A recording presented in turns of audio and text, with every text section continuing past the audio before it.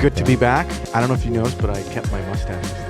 Yeah, I got rid of everything and only kept the mustache. Yeah, you're going for the pedophile look, I think. Well, no, I just after our last conversation, I felt like I had to get rid of everything except the mustache. Why? Based on our conversation? I think it's kind of obvious. I see. Yeah, I was thinking about it. I'm like, maybe I should try to recruit you to Team Muslim. No. No? Well, There's a lot of benefits. like bomb vests. There's a lot of benefits.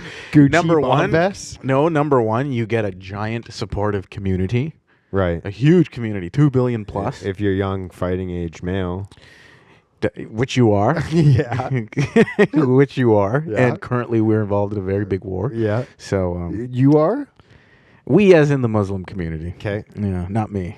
My battles are all internal. Yeah. My demons are all internal. Same.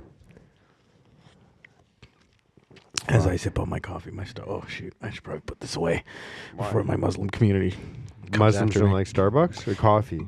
Is coffee haram? No, coffee's fine. No, coffee's actually it's well known within the Middle East, but it's the Starbucks Why? that triggers people because it's there was a bunch of companies that Muslims the Muslim community started to boycott Really? because of the war, and Starbucks is owned by Howard Schultz, who's a well-known Zionist, Right. But isn't a Zionist a good thing? I mean, take your pick. I guess depends on who's saying it, but no, a lot of people would say no, it's not a good thing. I like that. One thing that I think that Donald Trump was really good for is that you could just say things now, Right. and then just say a lot of people said it. Yeah, he's so good at that, man. He's like, all these people are saying, did you see, I sent you A lot of people said this. Yeah. I'm not saying it. I'm Yeah. not saying it's true, but a lot of people said it. People say like, oh, he just goes on these tangents and weird old guy rambles and stuff. And Yeah. like, I don't think it's like because he's dumb and he's just rambling. Like, he's quite intelligent. He knows exactly what he's saying. And I remember on his the beginning of the campaign, they were telling him, hey, you can't be coming after people and calling people names. It doesn't look very good. So I don't know if you know who one of the people he was running up against. His name was something Christie. I forgot his name. But Doug Christie, I think, and he was like a fat dude. Christie. Chris Christie, yes. Chris the Christie. fat dude. Yeah. And Big boy. big boy. And so after he gets advised this, one of his first public appearances, he comes out and he says, "Excuse me, sir. Do not call Chris Christie a fat pig. We would never call him a fat pig. That is not nice." And I'm like, that is so, like, it's, it's such a backhanded way of getting it in there. But he got his way. Yeah, Because he's not, he's like, I would never, he literally says, like, I would never say such a thing. I would never call him that. So please don't call him a fat pig. He made him repeat it though. He's like, "What did he say? Yeah. What did he say?" Yeah, And yeah. the guy said it again. He's like, "A fat pig." Yeah. Wow, I would never Call him such Yeah. a fat pig. Like, you can't call this man dumb. There's no way you can call this man dumb. Dude, that's why they call him Teflon Don, right? Teflon Don, bro. He was, I mean, at this point, he's got to be one of the most famous people to ever walk the earth. I was talking about this the other day with one of my other buddies of just, there's someone, you got to look at this peculiar woman, dude. I think it's... Kamala Harris? No. It's this lady that helps, I can't remember what her position is in Trump's administration. But she wanted like a real, I guess, I don't know how real it was. He looked it up, and she was trying to push this thing where the book of Trump would be put in the Bible. And that guy's is talking about, like The book of Trump? Yeah. Like in the Bible, like another... Yeah.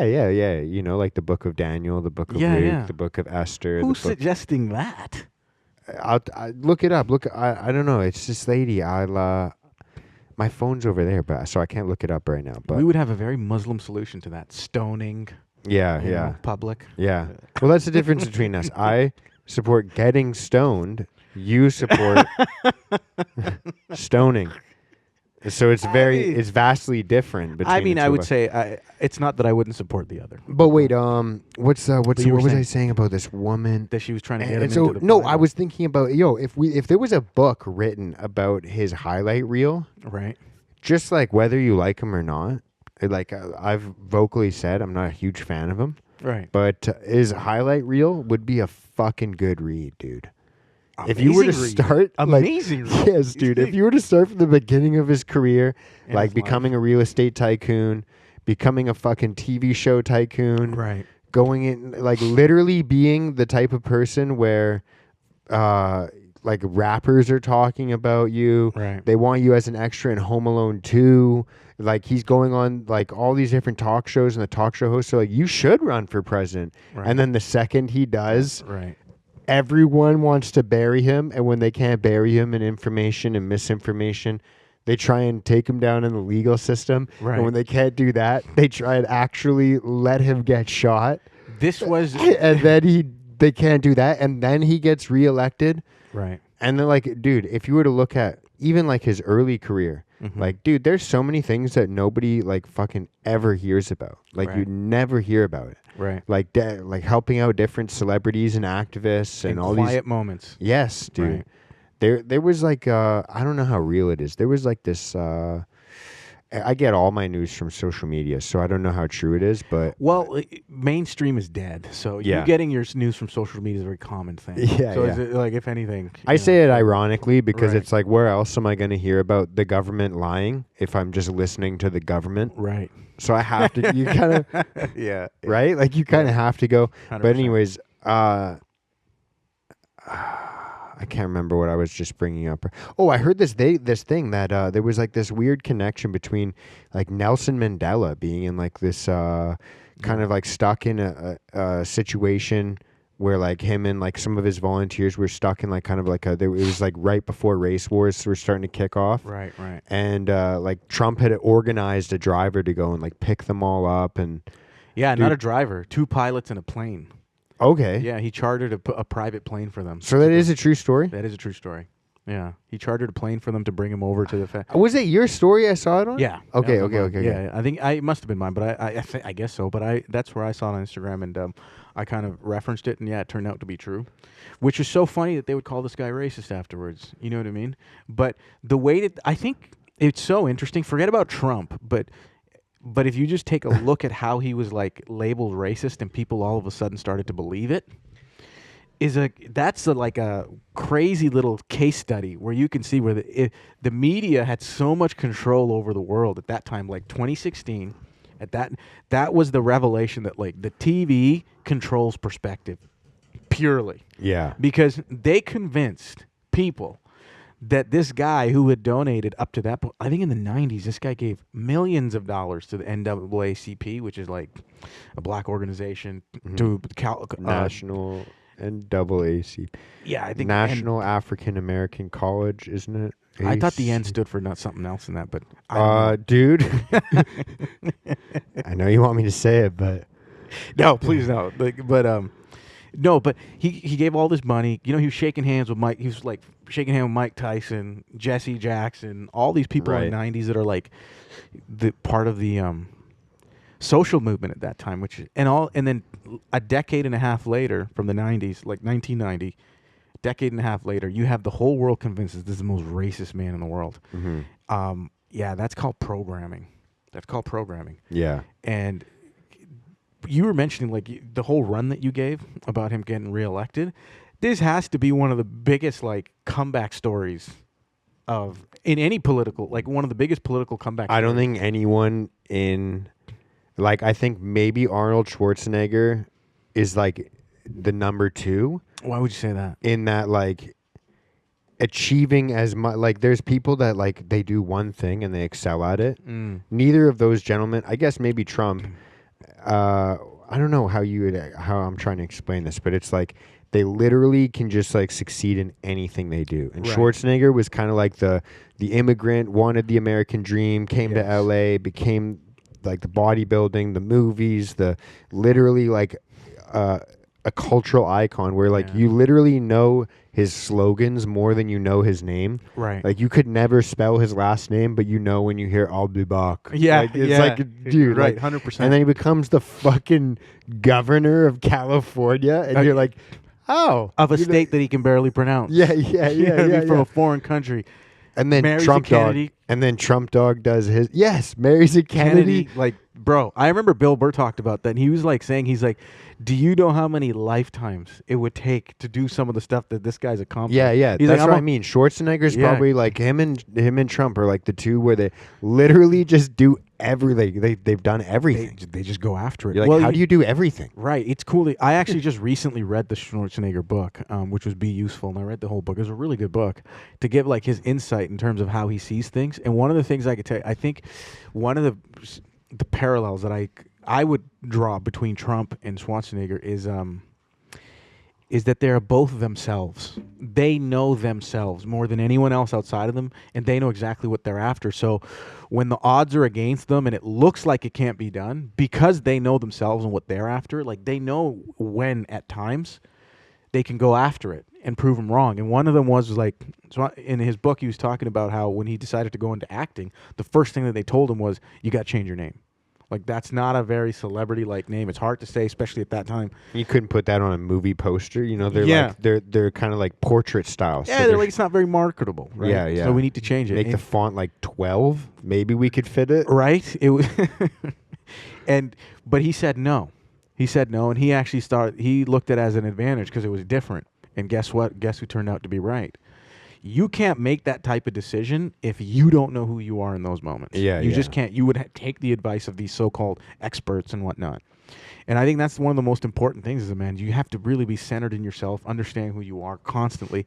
And the way that he wrote in the book, you can see that's a daily thing for that man. Yeah. Same with Trump. Like, it's a daily thing. These guys are driven by their own principles, by their own standards and what they live by. And that's how they influence the world around them versus the other way around. And performance-enhancing drugs, probably. Did they have? Yeah. Did they have that while he was? Yeah, 100% probably. I mean, well, Trump never took that. I don't think so. He didn't look like he ever worked out. Not like steroids, but definitely like mental performance-enhancing drugs. You think so? 100%, dude. Like what? Modafinil and Adderall. Yeah. I guess Yeah, 100%, dude. Right. Dude, you know, I heard. I think it was like on. I'm pretty sure it was Joe. We should try that. We should try taking some of that stuff into a pod. Then. No. Dude. I want to see you on Adderall. No, dude. It does. It doesn't do the same thing that people.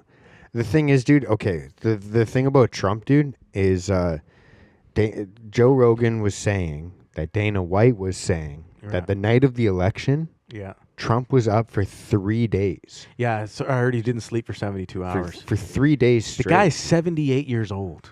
Dude, you have to be on Adderall for that. Like, You think there's so? no what. You think you could do that, achieving that just by drinking coffee? What do you think? No, but Trump he famously comes out and says he doesn't take anything. Like he didn't drink, smoke. He's never done that his whole life. Yeah. So You don't think he's taking fucking Adderall?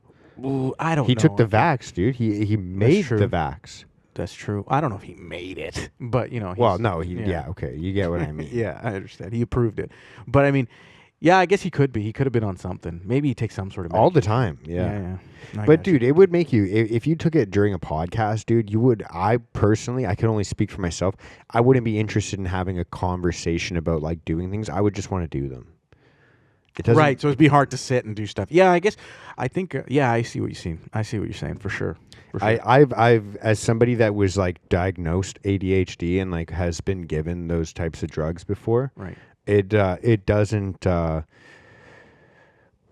you heard of a book called Blitzed? No. Okay, so there's a book called Blitzed, and it's an interesting book about how the Nazis and the German government used amphetamines to make their society more productive, less interested in asking questions and starting conversations, and more interested in productivity and just always achieving, always building. There's part of a reason that there is like the thought behind German engineering being so fucking good.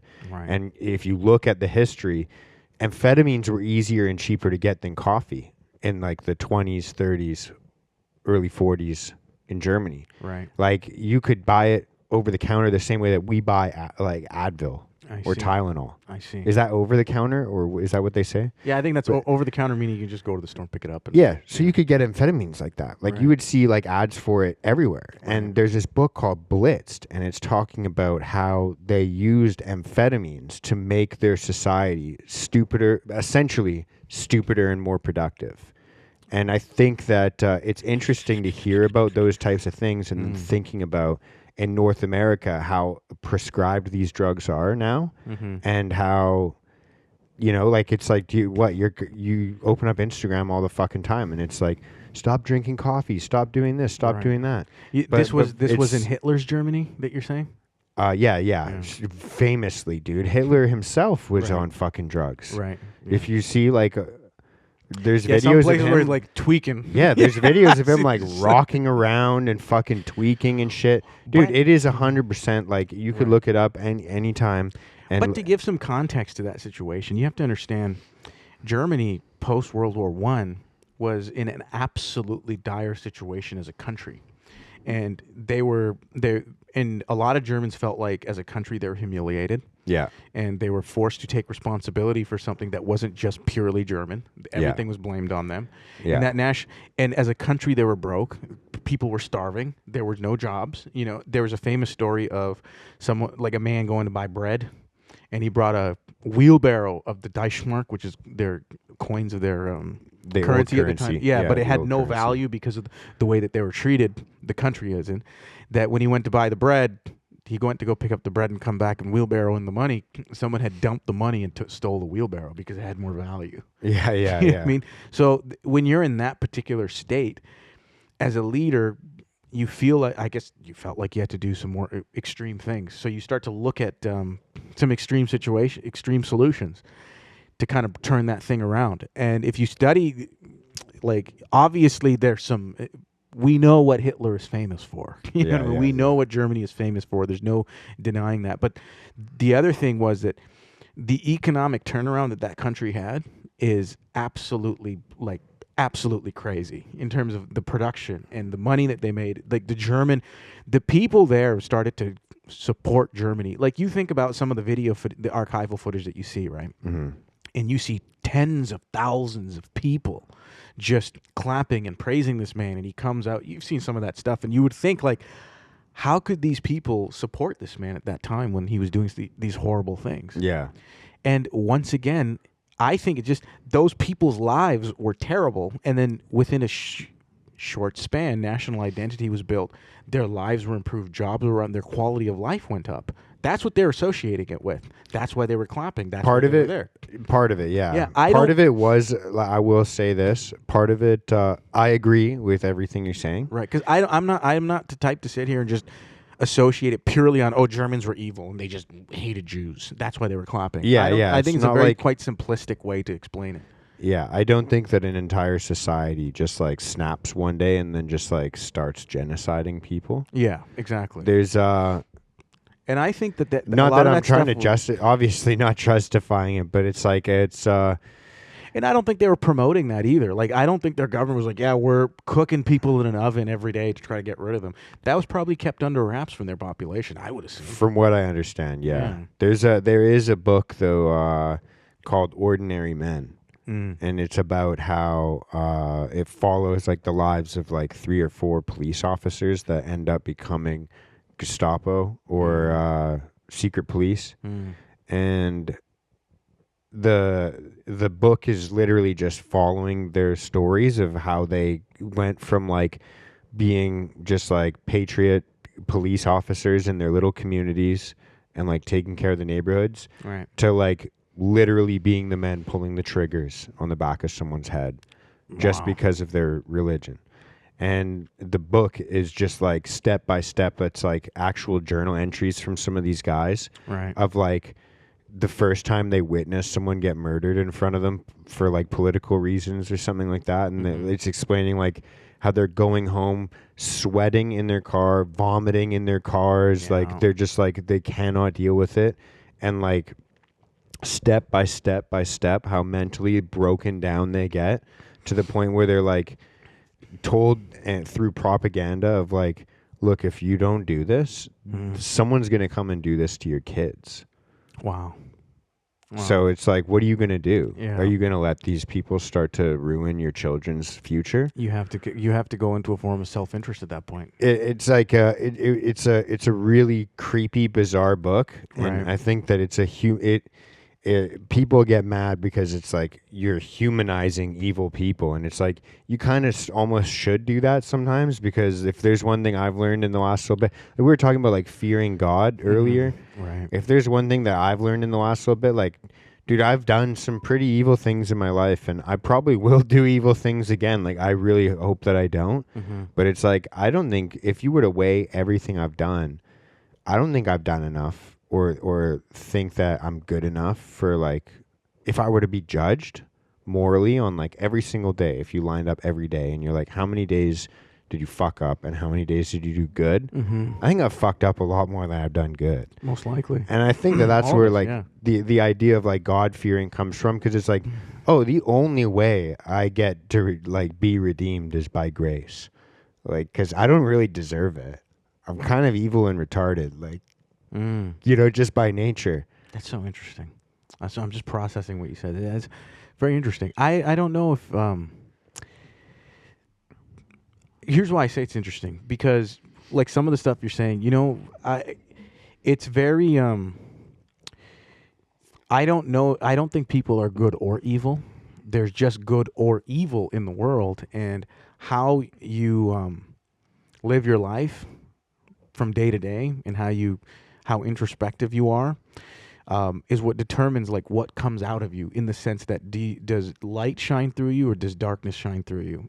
And if it's either or, you can't necessarily put it on. If it's good stuff that they're doing, we shouldn't praise the individual too much, because it's the light that's getting them to do it. And on the other side, we have to hold it the same way. You know, if they're doing something evil, we have to have the ability to forgive people when they go into darkness and do terrible things, because that's the darkness doing it. I really do think this. I've come to understand now that, like, you know, if you are a vessel of each or, and I think either or, and people come in and out of them. Sometimes they're in the light, sometimes they're in the darkness, but in behaving based on what source is coming through them. So you can't really condemn each individual at the same time praise each individual. You know what I mean? Does that make sense? Yeah, sort of. I get what you're saying. Yeah, because it's like it's a force, it's an energy that's coming through you.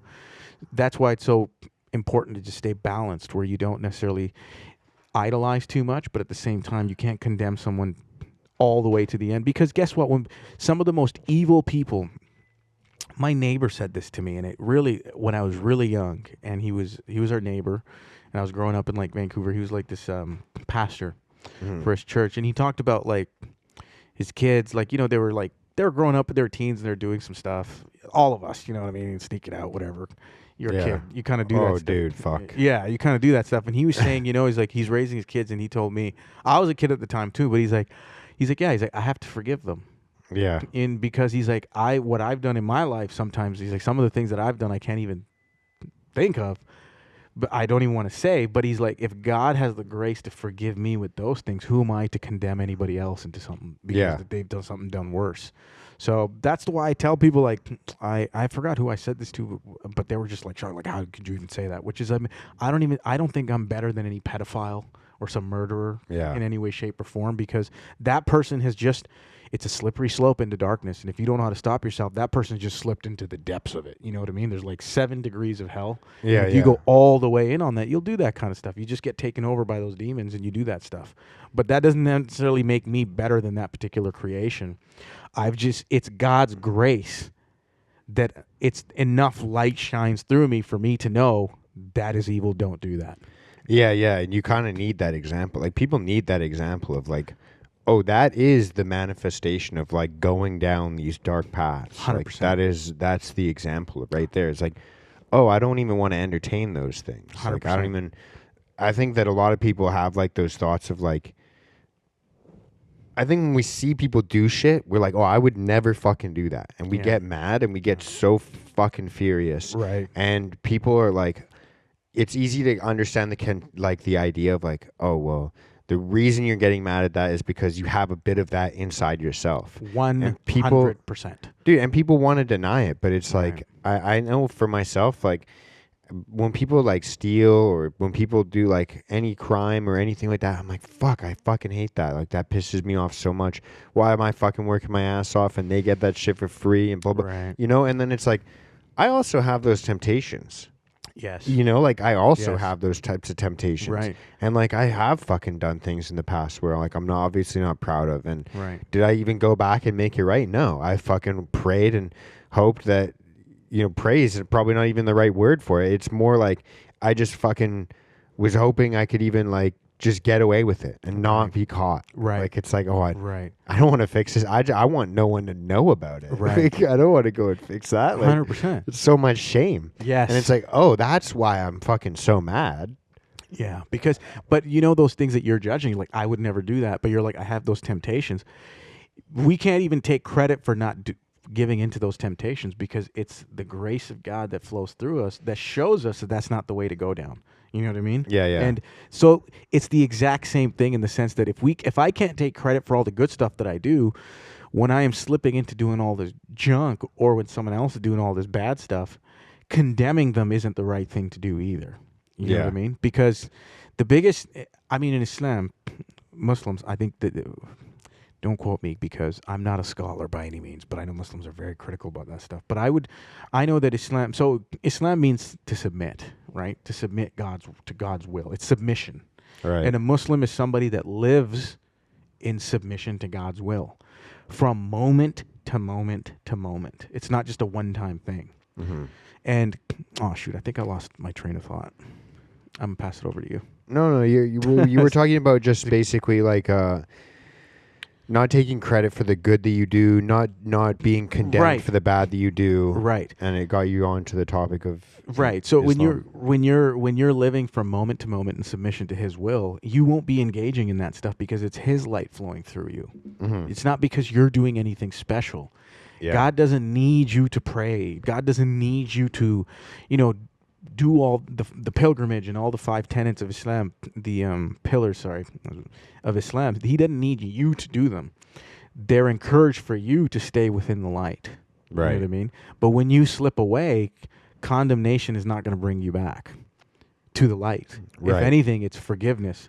And I was actually having a wonderful conversation with my mom the other night, and we were having a very deep conversation about forgiveness. Like, what is forgiveness? Because we're talking about our lives and, what we're going through and some of the things that bother her and bothered all of us as individuals. My mom's almost 60 now, so she obviously has some things. And I'm like, I just told her, I just encourage her. I'm like, forgiveness is the only way out, because it's not for the people that you're forgiving. It's for yourself.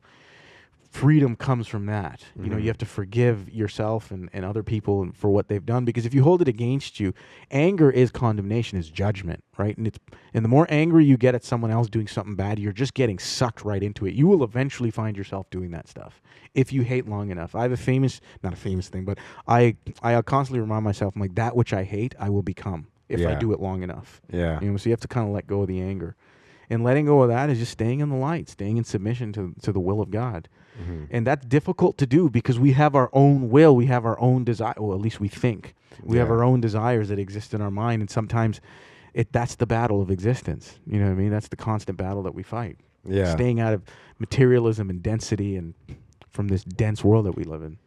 Yeah. There's a lot of stories in the Bible that are related to what you're talking about. There's like one famous line that I'm gonna obviously mistranslate and misquote, but the essence of it is like, don't even attempt to get the splinter out of your brother's eye until you get the log out of yours. Amazing. And 100%. It's like we always look at like other people and we're like, oh, this person has this minor thing that they're doing that pisses me off, and I know that if they continue to do it, it'll compound and snowball.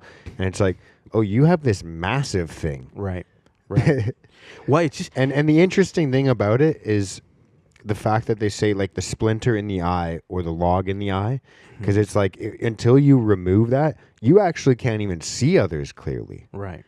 100%. You're seeing them with the particular lens that you're stuck with. Right. 100%. Yeah. 100%. So it's a really interesting thing. It's like, when we're trying to judge other people, it's like you're looking at a splinter in someone else's and ignoring the log that's in yours. Which it's a visual that doesn't really lend itself well. Why do you think people do that?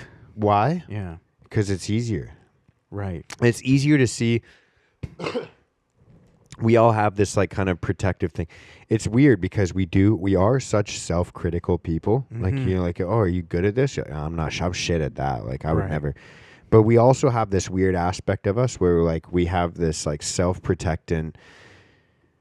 Dude, That's it's so hard. true. Very interesting. It's hard to admit because the thing is like to survive in life. This is like a weird like way, but just bear with me for a sec. To survive in life, you have to take care of yourself, right? Yeah. You have to feed yourself. You have to run. You have to do this. You have to do that. You have to take care of your physical health, your mental health, your spiritual health. Mm-hmm. There's a lot that goes into it, and it's a lot of effort, and it's a lot of things that are like not instant payoff. It's kind of like a delayed gratification, and it's hard. Mm-hmm. And the only reason you would do all of that hard shit is for someone that you love, someone that you care about, someone that you look up to. You wouldn't do all of those things for someone that you disrespect, don't care about, hate. You wouldn't do those things. You know what I mean? Yeah. You would be like, fuck them. I'm not getting up to get that person a fucking drink. Fuck that guy. Yeah. You know what I mean? Like you just like, that's your internal thought. Whereas if you love the person, you're like, oh, like before I enjoy my meal, let me go and grab you a drink. Like I want you to enjoy this as well. Like, Can I get a glass of water? yeah, but let me finish this. I'm just playing. I don't need a glass of water. Okay. See if you love me or not. No, you can drink that one over there, but no.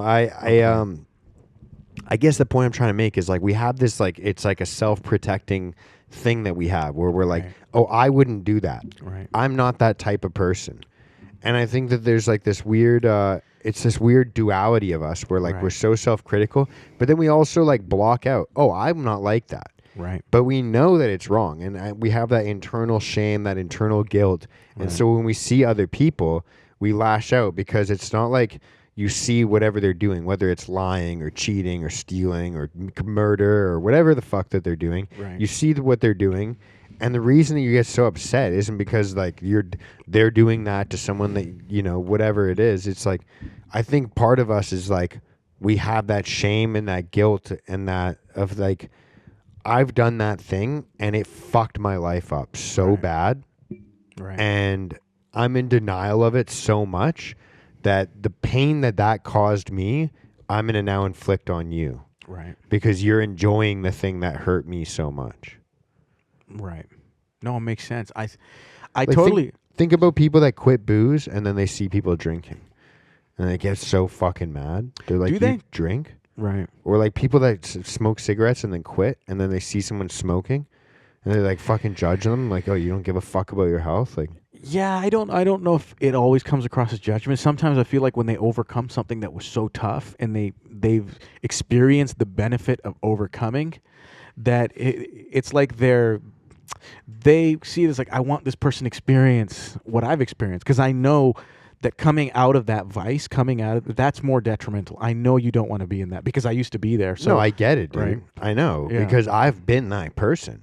Yeah. But it also does come from like a weird thing of like, you wouldn't really feel compelled to like do that and create that situation unless there was a part of you that still felt shame and guilt of like, I have to correct this. Right. Well, I think you're right. And I have been that person too. Because otherwise you would just lead by example. Right.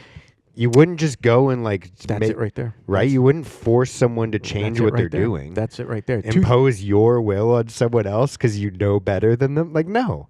You just lead by example. Right. Because when you are trying to communicate verbally, let's say what you're experiencing, you're trying to communicate that so they can understand it, right? But one thing I've come to understand, but the highest form of communication is demonstration. Yeah. And the only way someone can see that is if you demonstrate it. But also, I've come to understand now that everybody has the right to suffer. Mm-hmm. They have the right to suffer. If they're suffering, who are you to come and try to interrupt that? Because beyond that suffer, I know that my deepest lessons, my most, deepest sense of wisdom comes from some of my most painful suffering moments in life. Right. And although, you would like to have to go through sooner and not have gone through that, but once you're out of it, you're actually you're gracious. You feel a deep sense of gratitude for the suffering because of the wisdom that comes along with it. Yeah, if you're reflective. If you're reflective. Yeah. And if you're not, you just continue to suffer. Yeah. And you can endure it and you eventually get tired of it. But if you don't, some people, I think a lot of people, majority of people, will just suffer and die. Because some people love their suffering. It comes with a lot of other good things that they enjoy. You know what I mean? Most Yeah. people tell you, oh, like, no, of course. How can you explain? How can you say that? No, people love their suffering. Yeah. Some people love their suffering. I did. I enjoyed my misery at some point. Yeah. But eventually you just get so sick and tired of it. If you're self-reflective, because you know inside of you there's a better way. There's a better way, but it's a road out. And sometimes that road is quite daunting. So it's easier to kind of just go back into the vice and the way in the character that takes over. But what you were saying about, not imposing your will and the side of us that like is self-critical, but at the same time is defensive when other people say it. It's kind of like family. You know what I mean? Like families, I have the right to call anybody in my family whatever I want, but ideally, like if someone else wants to come and criticize, like, hey, you back the fuck up. You know what I mean? It's like family in a sense. And people have that internal relationship with them. Like if I know for me personally, I struggle with that. I'm extremely self-critical, quietly in my own head. I am very self-critical of myself. I'm very tough on myself. Dude, you're good enough, all right? Let me tell you that right now. I appreciate that. I feel like we're having that Theo Vaughn and Post Malone moment on their didn't podcast. see that You one. see, that was a No. beautiful clip. It was a very nice clip. I'll check it out. Are you being sarcastic? No, I'm being Okay. serious. See, I can't even take that. You Why? know what I mean? I don't even know, bro. It Maybe also was just is the- my personality. I'm pretty sarcastic. You are guy. you are a fairly sarcastic person, and part of my percent, I can barely read it. I can't read any. I can be sarcastic, but I can't read it. I'll believe anything. Yeah. You tell me there's an elephant outside, I'll go check. I'll go check. Oh, They okay. don't exist in this country, brother. Well, we have enough Indians here where it just might. You might just see one at the. Dude, Tim imagine if they do rides from Tim Hortons to Tim Hortons. on an elephant. Can you imagine? Would that be dope? You wouldn't do it? Absolutely, I would. Absolutely, I would. To If they ride were an like, elephant. yo, we'll take you from fucking, From Singhorton to Singhorton. from 72nd and Scott Road Yeah. to... Listen, man. Listen, if we're going to talk about that, let me just say this. I'm going to come out and say it. This might be a little controversial. Some people might not like it, but from my perspective right now, there's nothing wrong with Indians. It's just there's just too many of them right now. There's just too many In the world or... in Canada. Okay. In Canada. It's just too many Indians in Canada that are brand new to the country. You think it's just our neighborhood? No, across the country. Across the country. Across the country. For Have you been? major urban centers. Is I that true, though? I haven't. No, I haven't been, but I've seen. Well, okay, yeah. So I took I was in Edmonton a couple weeks ago, and same old story, bro. You Yeah. go into like a Tim Hortons and a lot of these like entry level jobs. Okay. You'll see a lot of newcomers, and listen, this is a country of immigrants. I am an immigrant. I have a Canadian citizenship card, so I know How'd you get that? How did I get that? I'll just explain joking. that. But actually, that I remember when I got my citizenship card, bro. It was Did a you big cry? moment. Did you cry? No, I was a kid. It was in '97, but I was so nervous because it's a ceremony, and there was this lady who gives you like a certificate and your card. I've seen the pictures. Dude. Yeah, It and they looks shake your dope. hand. It doesn't matter how old you are, what you are. Like even if you're a child, you get yours individually. Really? Yeah, you get yours individually. My mom. How old are you? I must have been like 8 Right. or 9, something like that. And I went up, and the lady's like, "Congratulations!" And I was so nervous. Do you know what I said? I'm like, "You too." You said you too. Yeah, I'm like, "You too." And I walked off, and I didn't know exactly what happened, but I know from my dad, bro. Did you speak fluent English? Yeah, I had learned English by that time. Yeah, you could I do was like, I could speak. I was still learning, but I Right. didn't sound like a. I did not sound 8-0. I was like,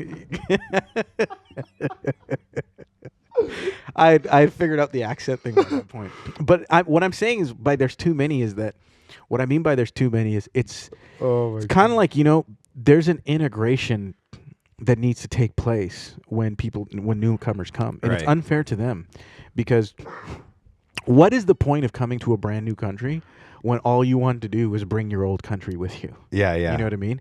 And like last week, okay, so I saw this Instagram reel where there was the Hindu celebration. I don't know exactly what the celebration is, but it's a ceremonial thing where they go and they release the Hindu god and which are ornaments and statues into the water. And in India, they do it. I don't know if they do it in the ocean or the river, but eventually it makes its way out. Now, they did that in Toronto in Lake Ontario. Now, Lake Ontario is a lake. You know, it doesn't connect to the ocean anyway. And they released 300 of these monuments like into the water because we have so many Indians now. Yeah. And they're projecting by next year. So many monuments or Indians? A little bit of both. Right. A little bit of both. They're saying they're projecting by next year that ceremony we could see up to 10,000 released into Lake Ontario. From 300 to 10,000? Yes, by next year when they have the ceremony come back around. Now, I'm not no environmentalist, but I would assume releasing like plastic into the ocean is what we're trying But not it's to a do. lake. But it's a It's lake. a lake. Yeah, it's a Yeah. lake. I would assume we're not trying to do that. It's a big puddle. It's fine. Let them have it. It's a giant puddle. It's a giant puddle. Let them have it. You agree with that? You are you serious with that? Well, I Let don't 'em have care. it? I don't go to fucking Ontario. Sorry. I can't believe you're saying this. I don't. You give me your white card, bro. You have to surrender it. I'm sorry. I don't give a shit. It doesn't impact my life. Well, I would say this, okay? Sorry. How are you going to allow every year people to release 10,000 Because I don't plastic care. pieces into... No, I'm not talking about you, okay? Right. I'm talking about our government. Okay. How are you going to allow that to take place? Release, which is essentially pollution. Like, Yeah. I'm It drinking... is definitely the definition of polluting water. I am drinking out of paper straws to reduce plastic in the oceans, which is Yeah. a terrible idea, but for religious ceremonies, you can go release... Well, and they line the paper straws with like a plastic all sorts of chemicals and wax. stuff, right? I actually don't use it. I take that and I drink it out of the thing. But anywho, we're going to release these 10,000 year after year into Lake Ontario.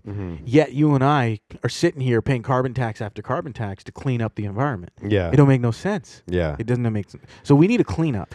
But the main issue with the Indians is like there's just not enough time to integrate. Yeah. They are still very Indian Yeah. after coming to Canada. No, like, I there's get no you. because there's Indo-Canadians Yeah. and then there's Indians. Right.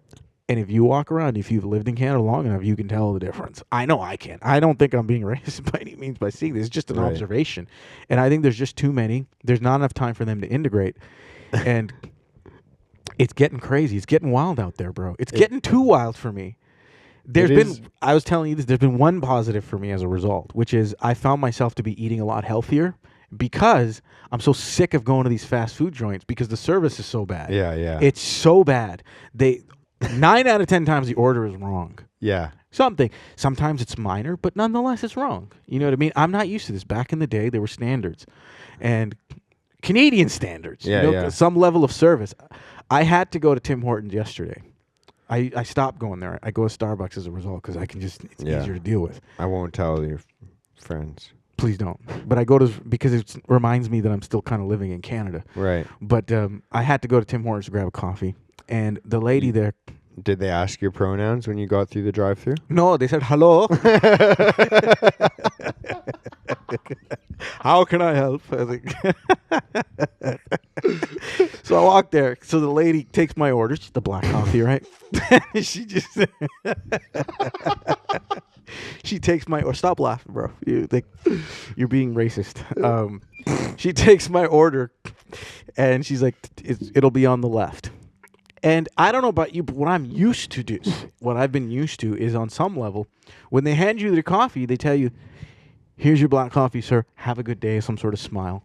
No dice for you, eh? Bro, forget about that. I mean, that's just, I don't expect that anymore. Right. But at least let me know where my coffee is. This lady just goes, black coffee, just drops it on the thing. She walks off to the back. And there's like 6 people waiting there, right? I'm like, I don't know who else ordered a black coffee. Is that mine or not? And I look around like anybody else black coffee, and they just kind of looked at me. And I'm like, I guess it's mine. And I took it and I walked off. And I'm like, I was just like, the disregard. Like there was no even thought to look at the cup. She just dropped it on the thing, walked off to the back, coming around. And I don't know if you ever noticed this, but they always look so busy, like they're doing so much, but it's so inefficient. The lineups, Tim Hortons or Indians? Wherever you find them. Which is just who's they? The Indians that are working at these joints. So obviously Tim Hortons is a big one. Everyone knows. Come on. I'm like Fresh Slice, Tim Hortons, McDonald's, Wendy's, a lot of these places, and like the fast food joints and the gas stations. Gas stations. The gas station's not so bad because I just have to deal with the automatic payment. Right. It's hard to fuck up for that. Dude, the homies that run the gas station in this neighborhood, though, they're good guys. Bro, let me tell you something. I'm not saying any of them are bad people. I'm not saying any of them are bad people. Yeah. I just think there's a cultural gap because when you go overseas, that's how it is over there. You just kind of like take off. Let me ask you this though, because I agree. Tim Hortons sucks. Yeah. It's gross. It's There's flies over donuts. They Shit, fuck up the orders, dude. I get you, man. But the one thing I will say, please is help me out here. This is it's just an interesting perspective. I will say this. I don't know how this is going to make me sound, but my so half of my family, they just kind of hit the jackpot of immigration. They came from a country that also speaks English, right? So they were kind of just like here, and they're like, I can't do the accent at all, but the Irish accent. No, they're English, but it's like. Oh, you mean the British? Yeah, they have a different one though. There's like 60 different fucking accents British in that accent, country. right, yeah. But it's it goes from like sophisticated to like just grungy. On the street, like yeah. oh I mate. Get over here. What's that? See, white people have their like grungy gutter people. Oh, dude, we have the dirtiest people probably, but I don't know. You'd be competing for that one. Yeah, okay. Let's not go that route, but yeah. Yeah, well, anyways, the other side of it is my grandpa from Denmark, when he came here, dude, you know what he did? Fucking got a job at a Danish bakery and spoke Danish and only hung out with his Danish friends. Right. And like even as a kid, it was like he'd speak German or Danish to me, and I only spoke English. So it's like, what the fuck did Grandpa just say? And like someone had to like tell me. Right. And like it's kind of like he got here in his like 40s and 50s and was just like, fuck it. I took my kids away from the Nazis. So like I did my thing. Right. And he just like I said, he only spoke Danish and he learned English, I guess. But, so are you saying there's a parallel here? Well, I'm just saying like there is kind of like something to be said of just like, fuck it, I'm just going to go to this country and settle down and let my kids have a brighter future and then find some people that are kind of like me and just speak the language that I grew up speaking and make the food that I grew up eating. And right. Yeah, I mean, listen, this is not so much a knock on those people. It's more so a knock on the people here in this country who are in charge of immigration. Right. It's like you are setting everybody up here to fail. You're setting up tensions. You're setting a lot of these people, a lot of like the Indian, especially the young students that come here, they're left in pretty dire situations. They were sold a dream and something that doesn't actually exist here for them because they were scammed into it. So you're saying you can't just provide open-ended checks to everybody and then let your floodgates just completely open and allow anybody in as well that wants to just take everything as well, and what a crazy and then concept. wonder why you have nothing to give to anybody and need to charge your citizens more tax? What a crazy concept, right? What a crazy concept. You're saying that you either need to make a division and make a decision to either stop giving everything to the people or stop letting everyone in to take everything. Yeah. You kind of have to close your checkbook or your border. Is that what you're saying? 100%. Huh. It's an interesting thought. Crazy, right? Yeah, I would. Like saying having checks and balances and having rules followed is an important thing. Right. Because that's what keeps this country. Because, outside of those things, that's big part of Canadian culture is following the rules because, other countries can glue and they have that cultural glue around them because there's a lot of similarities. They can kind of, like in India, there's Indian culture because everybody else there's very similar. Like they're same. They're Indian. Yes, they're Indian. Right. In Canada, it's an immigrant society. There's all kinds of different people that have come here. So we have to find ways to connect and find community. Right? Find community and find similarities. And those have to be the centerpieces of this country, not the things that make us different, but the things that keep us the same. And following rules, having pride in things like, freedom of speech and all these things is essential to our culture because that's what keeps us Canadian. That's what I think, this is my humble, there's obviously other things, but at the center of it is that. And if those become eroded, I don't think people who have lived here for a long time have really enjoyed Canadian life and the quality of life it provides you. I don't think people realize how quickly that can turn. Yeah. I think that's It can kind turn of very quickly. it is kind of the best way to say it is like you kind of have to be. People hate the word discriminate, but like you kind of have to be discriminate of like you have to decide of like, do I want to provide everything to people, or do I want to provide a little bit of things to everybody? Right. And you kind of have to divide, like, because obviously you can't give everything to everybody. No. Well, listen. So like you kind of have to decide of like, listen, we're not here. We're not a country just handing out resources. well, I feel like That's not what we are. I feel like at some point, like it's kind of, I would say this. I think we talked about Canadian identity last time. Right. Yeah, we kind of touched on it. It made me think. It was like kind of like the difference between Canada and America is like Canada, like America is kind of like oh, you just got your driver's license. You want to drive the fastest car ever and have nobody limit you on where you can drive it, how fast you can drive it, and what you can do. It's got no seatbelts, and then you're kind of like wondering while you're flying through the windshield. Right. And then you can't afford the hospital bill. Like it's kind of like the free-for-all land. Like Yeah. there's no regulation in our eyes. Obviously, there's a ton, but there's in our eyes. The idea behind America is the freedom. Yes. Whereas Canada is this identity of like, hey, dude, there's going to be some restrictions and limitations, but we're going to take care of you.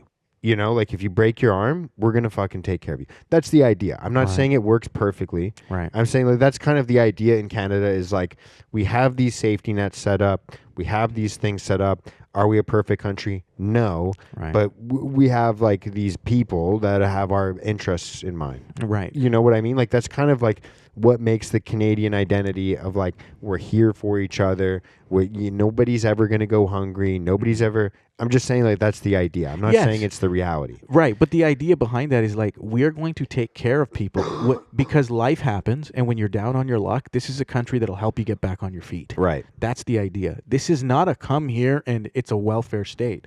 You know, we don't have enough resources to do that. Well, that's exactly what I'm saying. Is like you can't be the type of the thing is like it doesn't take a genius to like line up. If you're like, okay, I have X amount of hospitals. I have 10 hospitals. Right. And we're going to provide health care for the people in these 10 communities. And then we're going to 10x the population and then just hope that we can continue with those 10 hospitals. Right. Like it's kind of like you kind of at some point have to be like, we're almost at capacity. Right. If we take more, we have to start limiting what we give. Yes. And then we have to decide between which road we want to go down. Do we Right. want to limit who we let in? And not by saying like, oh, we're only letting in these groups and these. No, it's just like a numbers game of like, no, we're letting in 10,000 people. Right. We'll have a fucking process of how we fucking figure out who it is, what it is, whatever. Right. But like we have to figure out who we want to go down. Do we want to limit what we give? Or do we want to limit how many people we're giving it to? Because that's kind of the choices you have. Absolutely. Right? If you... Well, what you're saying is it's finite. You know, this is it's a finite situation. You're absolutely right. We're going to be limited by at some point it's going to get bad where people are going to have to start to it gets to a point where you have to think about like, okay, do I provide these resources to our citizens or to the newcomers that are trying to get citizenship? You know what I mean? And that or do we just let everybody in and not provide shit? That's an option too, right? Completely, we could completely kind of go into an anarchist type of society. That could also exist. That's called falling into third world I'm status. actually almost kind of more in favor of. Well, then go live in go live in one of the third world countries for a few weeks I don't think that's an anarchy. I don't think that's like I'm not an anarchist. I'm just saying. Right. I'd rather have that than what we got going on. I think No. I think you would change your opinion on that. No, I'm not an anarchist. I got to be very staunchly about that. But Please. I just I definitely am not a crazy anarchist. Right. But I am somebody that thinks that I fucking hate. I think I think you and I would agree that we are more like free market capitalists, less regulation. Yeah. Than we are more of a communist regulation kind of distribute. We definitely are, but at the end of the day, I accept that Canada is, and I think it's a good thing that we are not completely American. We do have a little bit of a socialistic structure because we do want to take care of our people. We don't kick people to the curb. We have a piece of our culture that part of Canadian identity is, Tommy Douglas and our healthcare system, what he helped develop. We're like very proud of that. Yeah. That nobody here has to think twice about what they need for healthcare. You know what I mean? Yeah. We're proud of that. That's part of our just culture. have to wait. But that's because of You pay in patience, dude. You pay in time. Absolutely. That's so true. Well, I mean, listen, I'm waiting for an MRI right now, so it's like actually the system is garbage right now. The system is gone. And you know what? We spend a ton of money on it. So it's not a money issue. It's definitely not a money issue. No, it's what I was talking about before. It's people. It's like you can't provide free things for people and then just continue to increase the people that you give it to. Right. And then think that quality and everything is going to... Right. You know, if you give me 100 pizzas, you could make analogies till you're blue in the face. Right, right. If you give me 100 pizzas, the only person that could fucking multiply that is Jesus, dude. There's nobody else. So you let 100 people in, everyone gets their pizza. Right. You let 200 people in, everyone gets half a pizza. And people who, you let 500 people in, dude, you get a couple slices. You're splitting up the slices in between, giving pieces out. Yeah. Right. No, 100%. 100%. But if you take a look at how quickly Canada has regressed in so many different areas, you can't help but think that it is intentional. This is not by accident. You know what I mean? Yeah. It's not by accident. This is intentional. There are people, I think, who knew about this, what's happening, what's going to transpire, but they allowed it to happen anyway. We have to ask who these freaking pricks are. Yeah. Who let in the Indians? Yeah. And why? And why? And why? You know what I mean? There's not enough gift cards to redeem here. Do you remember that meme I sent you with the Gandhi? Yes. Yeah, that was hilarious. Yes. Hilarious. But I can't stop that. Because I don't understand, because who let in all the Indians, especially right now when there's this giant rift, politically, diplomatically between the two countries. You can't be on one hand saying that it's a national security risk because India has sent all, and then at the same time just open the floodgates for all their citizens. It doesn't make any sense. Yeah. It's all just a show. And people have to start asking, why are they purposely, because it seems like it's on purpose. Yeah. To be destroying this country, and who's in charge of it? And people have to start asking and pushing back. It is funny how like it is funny how, like, especially as like a white guy, you're like kind of like you feel weird about having conversations like this. Yeah, I gotta give it to you, Roy. You've done fairly well so far. You seem fairly, you're not as comfortable as a lot of other white people that I know that have. Even if this comes up, they're like, okay, I can't be seen having it. Oh, I'll have the discussion, dude. Amazing. The thing is, like, it is an uncomfortable conversation, and it is but kind it's of uncomfortable weird, for everybody. But it is also just like a funny, weird phenomenon that's happening, and everyone just like pretends that it's reality. It's happening. But everyone pretends like it's not. Like it's not happening. Or if they do admit that it's happening, they'll be like, "Oh, but it's kind of like a nice thing. Like it's good." Right. Like, it's like, is it good? Yeah, no, it's not. No, I know. No, I get that. Okay. But it's kind of like like it's, I don't know. I just like, but it's also just like a funny thing where I don't know. It doesn't. Yeah. How does it make you feel as a white guy, Mark? Well, To be. I don't really. Do you think you can come out and just say, "Hey, there's too many Indians"? Yeah. Right. You do. So you agree with me? Yeah. Okay. Good. Yeah. Yeah. But they also do a lot of things that if you were to say, "Hey, would you do that for money?" I would say, "No, thanks. Let someone else do it." Yeah, but that's a straw man argument, bro. These things were happening before all the Indians got here too. We have people that will do these works, and like it gets done. It's Italians. Yeah. Yeah, sure. Sure. Italians, other Greeks. The lesser whites. The off-whites. Is beige. that okay? So you guys have your own like internal little system there. Oh, dude, did you not know that? No, I had no idea. I didn't know the Greeks. Are you serious? You think that Muslims are the only ones that fucking hate each other and make fun of each other? No, not. Oh, well, we're really good at it. Yeah. But dude, check. Look at all the dead serious. Dude, you look up. If you look up, there was a point where like I thought like when you fill out census forms, right? Right. There was a like not so long ago where like Italian would be listed as not like you'd have the option of like white, black, or Italian. Right. And if you look even further back, there was like a point where black people were first getting like brought into society, where like Italian for where, like, you mean in the States, like in the States. So you mean you're talking about the slavery thing? Yeah. Oh, I see. There was if you look at like some of the written legislation at the time, like they group like Italians in with black people. They do not like at the very beginning, the Yeah, very I first heard, settlement Actually, yeah, you're of right. America, they did not. Even Irish, dude. Yes, There was like there's the I saw famous gangs in New York. dude. There's the famous. I think it was like there was in Boston or in the East Coast. There Right. was like the thing where they would have signs up in businesses where it was like Irish need not apply. Like you cannot get a Right, job right. here. You're Yeah. like you're not the same as us. So there was racism back then amongst whites. yeah, It's for artificial sure. segregation, man. It takes place all the damn time. Yeah, It's yeah. just humans have a need to kind of begin to separate themselves no matter what the situation is. And when you have like brown and white, that's very easy. And then when you have all whites, then you have to start to look at other things. But I on the Italian and Greek things, I don't know, man. From my Greek friends and Italian friends that I've known, they almost like, they say it with pride, like, no, we're not white. I'm Italian. I'm Yeah. Greek, because they don't want to be seen that way. So But I I didn't know also there was just a think rift. that that's kind of like a. I think that that's kind of like a fucking. Like a fuck you to the white guys. Yes, Yeah, it's kind of like a fucking straight white guy just being like, oh, I'm non-binary. Like it's kind of like you're still a straight white guy that fucks chicks. It's just you just get some extra fucking brownie points when you go to Starbucks. And like it's like, okay, bro, I see what you're doing. Like, Right, right. This is a game to you. right. Like, and it's kind of that's what I view.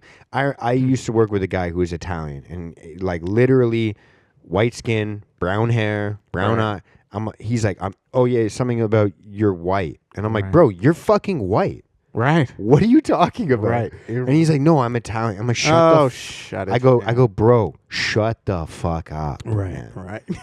Shut. Call the him out like, hey, no, you're part of our fucking group. You know what I mean? Like you're Dude, there's no way. And then he brought up the thing. It's like, oh, Yeah. No, you should tell him that because he's listen, Right. listen. Let's walk around the mall right now and And just ask people. gun to your head. Right. What race is this guy? Yeah, 100%. They Anybody will that's say not white white, every time. dude. anybody that's not white would call him white for sure. I would. Gun to your head. You're like, yo, tell me what this guy's race is. Right, You'd right. be like, white guy. That's a white Right. guy.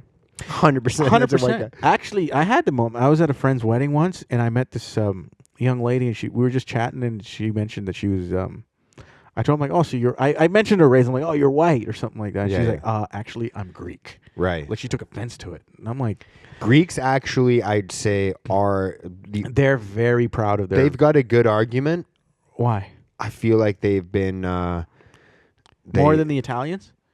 well, it depends because I think that Sicilians have a legitimate claim to not be white, Why? not be fully white. Now I'm just basing it on color, right? I go by my pigment. That's what I assume white is. Yeah, so You know what I mean? So Sicilians, what makes them Sicilians different? actually were, I believe, I'm dumb, but I will say I think that they were colonized by African tribes at certain points, and so like if you were to do like one of those genetic tests, they Right. actually are less white. They're not as white. I don't know how much or like whatever it is, but there is some sort of a legitimate claim.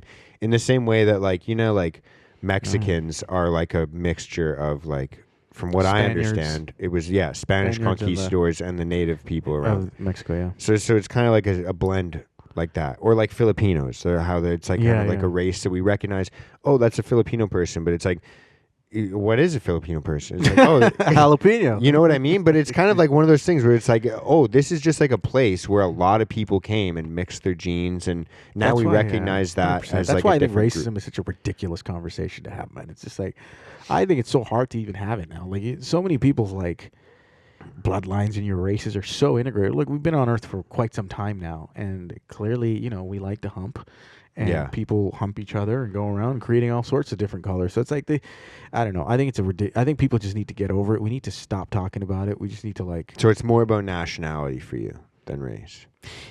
Yes, because because nationality, I think it includes people who are living at that particular country. It doesn't matter what your color is, and that this goes for all the countries. Wait a second. Are you proposing that the quality of your character and the and the behaviors that you have and the actions that you participate in society with are more important than the color of someone's skin? I know it's a crazy idea and an absolutely ridiculous concept, but believe it or not, about a decade ago, this was quite normal. It was a normal thing to assume that. You know? what I mean? No. Yeah, it that's was. not possible.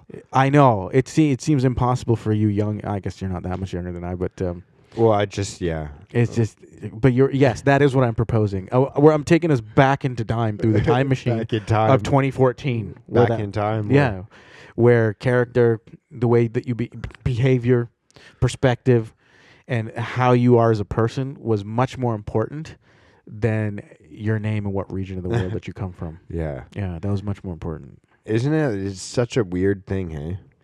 Dude, Yeah. it's so right, true, hey? Because like it's even like yeah, there's like I can't think of a single country where it's like, oh yeah, we've been isolated and we have pure genes of like. No, it'll be hard to find. I guess you could in some areas of the world, but even then, I know there was an Austrian painter that tried to do it, but Wait, who are we talking about? he had a pretty unique mustache. You might have heard of him. Yes, one of the most famous. I heard a pretty good guy too. Not a bad dude. If you ask Kanye. I don't know. I mean, hey, some people's devil is someone else's hero, I guess. Yeah. But no, you're right, man. It just, I think we need to. The world now is so integrated, it's so global, and travel and moving around, it's so accessible that the idea of racism, we have to simmer down on that conversation. Yeah. We really do. Like, it's getting ridiculous. You know what I Yeah, mean? well, I just from the history books I've read, most of the people that are obsessed with race are not on the good side of history. Yeah, because I think it's a very easy way to gain power. And if you can convince people that, hey, your color of your skin is the most important thing, and I think it's important, I'll protect you. You know, that's what I think it's sold as. Like, you have to sell people on being a victim in order to gain power over them. And right now, it seems like it's very easy to create a victim by getting them to identify purely with their, not purely, but starting with their race and their color of their skin, and then, like, creating other roots and kind of expanding on that. But if you begin there, it's a very easy place to gain power over them because they identify with that, and that's what I've seen it as. But and then on the other side, you have people like you and I. You know what I mean? Much more. We're more so concerned about who you are as a person, how you speak. I want to get to know people. Like, how did you come to the ideas, how you process them, and how you process your ideas, why you think the way you do. I find that far more fascinating of a conversation than where did you come from? Oh, it's cool. What kind of food do you like? You know what I mean? Those are fun. Those are fun part of your culture. It's those things add zest to life. They're necessary. Life would become absolutely almost meaningless without those things. But life is also meaningless without the other side. It's like a mixture of both of those things. You know what I mean? Yeah. So, it is kind of cool as well when you just get surprised by shit. like you don't like ask people, oh, what's your culture like? Where are you from? right. Well, they just Kind of cooler. Dude, I don't know have you ever been to a Filipino barbecue, dude? Yes, a lot of pork. Holy shit, A lot man. of pork. Not The a good first place time for a Muslim. Yeah, the first time I ever went to a Filipino barbecue, dude, I was like, yo, I've been to this many, is what actually. the fuck you guys do? Right. What did you think? Are you Like, what was- serious? What was your, like, what do you... Bro, I got a fucking. I remember I was going through. They give you there's like the lumpia. There's like the fucking different- delicious. There's and all these different. There's a full pig, just sit like fuck. And I'm like, whoa. Lechon. Dude, That's her. yes, dude. Yeah. And there was one point where I just walked by, and this lady is just literally reaching into a pot as big as me, Right. and like into the boiling fucking pot, Right. with bare hands. Right. This is a literal superhero. Right. Pulling out fucking just a crab and then just like half a crab. And I'm like, Yeah. yo. Yeah, I would tell you, man. I've actually been around Filipino culture for a while. Some of my best friends are. And I have gone to a barbecue. And you're stunned? Were you stunned? I was stunned. At first, I'm maybe. happy and no one ever told me about it because when I experienced it, I was like, I get it. When I was stunned because when I saw Sing lechon karaoke and shit. Bro, it's the best time though. It is the best time. I always stay right to the end. You can't leave. But the thing, the first, what surprised me was the first time when I went and I saw lechon for the first time. I literally said, I'm like, I've only seen this in cartoons. Yes. There's like a pig with an With the apple. apple. I'm like, I've only seen this in cartoons. This is amazing, Dude, the greatest. But you know what's crazy, bro? That pig is finished. That giant pig. It usually is like it's. Would you done. go for it? No, I didn't go for it. I would never, and if I did, I would never announce that publicly. Yeah. Absolutely not. That's but a just good so thing you to know, say. I did not go for the pork. A lot of people have- were saying he'd love it. No, but you know, Filipinos, bro, they're so amazing. I will tell you about Filipino cultures. The one thing that also did surprise me is, I don't know why I was surprised by this, but being around them for so long, there are very few cultures that like emphasize family as much as Filipino culture. Mm-hmm. They're very family oriented, and that's why it doesn't matter who you are, where you show up to a Filipino barbecue, and you get invited, you are treated just like family. Yeah. And I really feel like I felt like that. Like there's a few friends, but I feel like I'm part of the family every time I go to I get invited to any sort of event. They bring you in because family is such a huge thing in that culture, and I learned a lot from that, and I love it. I absolutely love it. And that's another place where that's why I think the Filipino community in Canada just blends into Canadian culture, because they kind of like, they look at places where we all relate. You know what I mean? Where we can all come in on, and I know they know I'm Muslim, and every time I come to the barbecue, they'll announce like, "Hey, we brought beef, we brought this for you." It's just, because they know they all just love pork, which is kind of disgusting. No, I'm kidding. I actually went to when I was in the Philippines in 2020, right before the pandemic. One of my favorite trips I've ever taken anywhere. Yeah. My friend was getting married. Two of my friends got married out there. I was fortunate enough to host their wedding out there, and it was one of the best times. And Filipino culture there, I kind of saw it, and it was very much the same. Much, they're very family oriented. You feel very safe in that country. I felt very safe, and it was beautiful. They take care of each other. Everyone calls you sir. Some of them are lazy. They just don't even want to look up and look at you. They just call you ma'am, sir. Ma'am, sir? Ma'am, sir.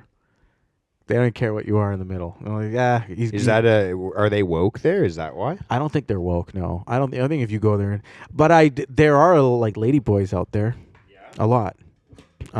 It is a thing, but it's not lady boy thing like out here. In the sense, those guys, the community know this guy dresses up as a dude, but they don't get all crazy with it. You know what I mean? Yeah. I've seen that thing about like the Thai lady boys, like that, how they get mad about how people group them in with like the trans thing, and they're the like, American no, westernized trans nonsense. Like we're not that. Yeah. We're lady boys. We're lady boys. We're like a different thing. They know what they are. Yeah. I think I think one of the reasons why transgenderism out here gets so crazy is because excuse me, the trans out here, like, they don't know who they are really. They're still looking. You know what I mean? They're still wondering and still identifying. So they're like in this state of purgatory, like in between, trying to understand who they are. And in the middle of all that, when people call them something, if you don't know who you are, you get triggered very, very easily. Yeah. And you just lose your mind. Yeah. So if you imagine, like, if you don't know if you're a man or a woman, and someone's like making a feminist joke, confusing. It could be confusing, The whole thing's confusing to me, and I'd love for someone to sit down and explain it to me, but let me try. What is it that you're trying to understand? Not that I'm a tranny. There's a lot, dude, that I don't really understand, because even like the thing is when you start to lend your brain to that kind of ideology, it folds in on itself. You know what I mean? What a great statement. And so, like, I literally just, like, can't start to understand it, because if you're saying... Do you understand the Thailand perspective, like, where they come from? No, that's gross to me, too. But I just don't really give a shit, because it doesn't impact my life. Right. And people well, you allow them to be what they are. Yeah, 100%. Yeah. Dude, they got a splinter. I got a log, dude. I don't give a fuck. Like... There's things in my life I gotta fix. I don't give a fuck. Other people can do whatever they want. Right. Well, I think that's. Let's bring some context in that. I think that's it right there. You call it, like, you have a splinter, you have a log, you got stuff. I think the trans community, not all, but they've come out, and one of the reasons why I think people are kind of resisting and calling it like crazy is because they've come out and they've started to tell people how they need to think about them. Yeah. That's where it starts to get confusing and crazy. It's like, okay, listen, I actually didn't give a fuck. I really didn't care. In this country, you can live as you please. At home, out in the streets, you can do whatever you want. Yeah. And people don't really care. But all of a sudden, like, you have training programs, and people tell us, like, well, this is how you have to see me. This is my... It's like, actually, no, fuck you. Yeah. Like, I think do your thing. The thing is, too, is, like I said, I don't give a fuck what other people do. Same. Because I've got my own issues in my life. I'm not... Yeah, 100%. I've got someone to judge me. I'm not the judge of other people. 100%. You know what I mean? Like, it's not my Respect. role. But there's like this weird thing of like where it's kind of like, let me do my thing, and you're like, yeah, I'm letting you do your thing. You do your thing. Yeah. And then there's this also weird thing, like, it's like there's this weird shame attached to just like saying what it is, which is just like I said earlier, like it's just kind of weird to me. Yeah. And then they go, well, it's not weird, it's normal. And you go, well, it's not. That's the part where It's really not. Yeah, because is it if you're asking for a grown man, if you're asking is it morally correct? That's a conversation. right? If you're asking is it acceptable to do in society? That's another conversation. If you're asking is it a normal thing? Right. No, yelling when you stub your toe is a normal thing, right? Getting upset when you spill some coffee, that's a normal thing. Right. Getting up, getting dressed, brushing your teeth, going to work, that's a normal thing. Cutting off your genitals, not a normal thing. Do I want you to do it? I don't really care. It doesn't impact my life. Right. But like, let's just not pretend it's normal. Yeah. Like, let's just call it what it is. Like, it is, if you were to just say to like a 6-year-old kid, like, I think that obviously when we think about 6-year-old kids now, we think about like kind of indoctrination and public. But if you would just take any kid and you're just like, hey, would it be normal to cut off or mutilate your genitals? They'd be like, what the fuck are you talking about? Like, what are you actually talking about? Yeah, because I think we all innately know. Like, it's just, I'm not saying, like, I'm not attributing a correctness, a rightness, a wrongness. If you're coming to me for your moral issues, you got other things that you fucking need to solve in your life. Right. But I'm just saying, like, let's just not pretend it's normal. Right. How about that? Let's just, like, you know what I mean? Like, it's kind of like. I agree 100% because it's just, I think it's so obvious what is and what not, in the sense that forget about like the opinion on it. Even if you talk about normality, you can just take a look at it on a statistical level. Like the percentage of people who think like that is so tiny compared to the people who see the world in our perspective. Just by definition, you would say that this seems to be more normal because if normal is defined by what everybody else is doing, this is not normal. Yeah, that's what I mean. I mean that's specifically what I mean. Yeah, right? like this is not normal. And you trying to tell me that what I'm seeing, what I'm hearing, and what I'm literally watching in front of me is wrong, and I need to change my entire understanding of the world to kind of see it from this demented, distorted perspective. I have one very simple thing to say to that. It's like, yeah, fuck off. Yeah. Fuck off. Like, dude, that's one of the funny things about, like, you know, you hear about the ladyboy thing and like in Thailand, and I've had so many of my friends go to Thailand, and like you hear about the vacations in Thailand, right? And I've always actually genuinely not wanted to go because of the ladyboy thing, right? Because it literally is just like it's uncomfortable. It's weird for me. Right. I don't like it. It doesn't seem normal. Right. Like, if you were to be like, oh, dude, you'd love the Thai food, you'd love this, you'd love the music, that I can get behind. Right. But there's just like certain things, and it's not. I'm not trying to pick on the Thai. No, I am with you. I'm not trying to pick on the Thai, but it's just like a weird thing where there's just certain places and there's certain things in the world that are weird to me, and I'm like, I don't really want to participate in that. And that's totally normal. That's totally normal because there are certain things in Thailand. Like they eat scorpions and shit, fried scorpions. I'd be down to do that. See, now you're weird. Yeah. To me, that's weird. And I can admit that that's not normal. Yeah. Here. But it's a high protein source. But I would do it. Really? Yeah. That's definitely your white side for sure. Yeah. I mean, I would never touch I'll have anything, dude. I'll try anything. Really? Okay, so I'm just going to say, I'm taking a quick washroom break. Yeah. And you're going to do what I had to do last week. You're going to tell a joke. Okay. Find a joke. And I want to hear it when I come back. Fuck. But in the meantime, you're host the show. I'll be back. Washroom break, folks. I'm going to grab another coffee. You can't. I'll think of a joke. My phone's here. But you're going to have to wait till I come back. Yeah. I'll think of something. Because the people are just going to be... I thought I'd go to the washroom first. No. Oh, jeez. Go to the washroom. I'll grab a coffee. So you're going to edit this out? I can keep it. People are just going to watch an empty set. Yeah, I'll edit this out. Oh, jeez. Sorry, folk. Mark just let us down. Well, we're definitely doing that. Yeah. So, like, that's...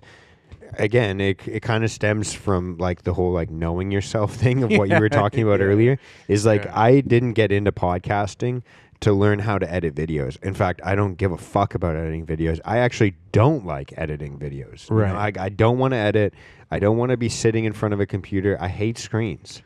Like I'm the type of person that I just want to talk and run and move and exercise. Like I don't like being inside. Right. I don't like fucking sitting at my desk for hours a week. I did it. Right. But there's a reason I'm a carpenter, dude. Yeah, you're a hands-on guy. For I don't sure. want to be fucking. We're very similar in that. So sense, like man. Yeah. with this podcast, it's like I just want to fucking talk shit with buddies. right, and, Drink some so coffee. the post work and all that, you want to keep it as minimal labor as possible. I always said to her, like, the second I can hire someone to do that shit, I will. 100%. And now I just hire AI.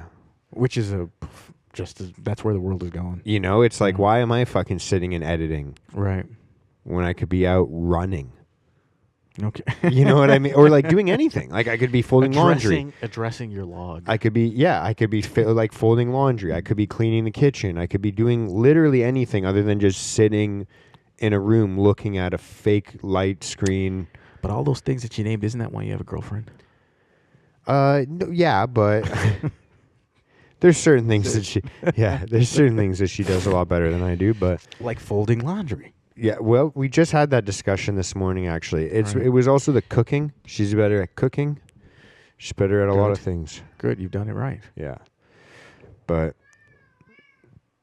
The cat's like, hey. yeah, we've got some Getting kittens right now, so that she's just a bit bitchy because she's a bitch. But Are you so do you have her joke? fuck. I won't hold it against you. I don't have any jokes, dude. I'm not good that way. I don't really know jokes per se. I have like a few. I have I can rip off one-liners, like I can be funny. yeah. I feel like, 100%. but I'm not really like a guy that has Knock. pre-planned jokes. like a knock knock. Yeah, I have a knock knock trying joke to for you. think of Well, one. not a knock knock, but I have a sexist one. You want to hear All a right. sexist Yes. joke? Yeah. Okay. What does it mean when your wife or your girlfriend comes yelling out of the kitchen, comes running out of the kitchen yelling at you? What does that mean? I don't know. What does that mean? Her chain is too long. You better shorten that, bro. The leash. Quiet in the galley, please. Yeah.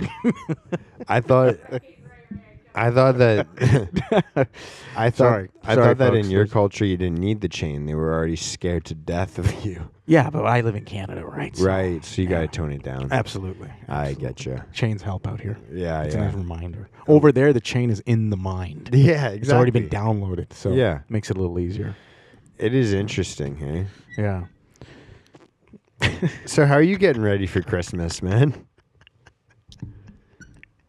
Hey, is there a Muslim Christmas?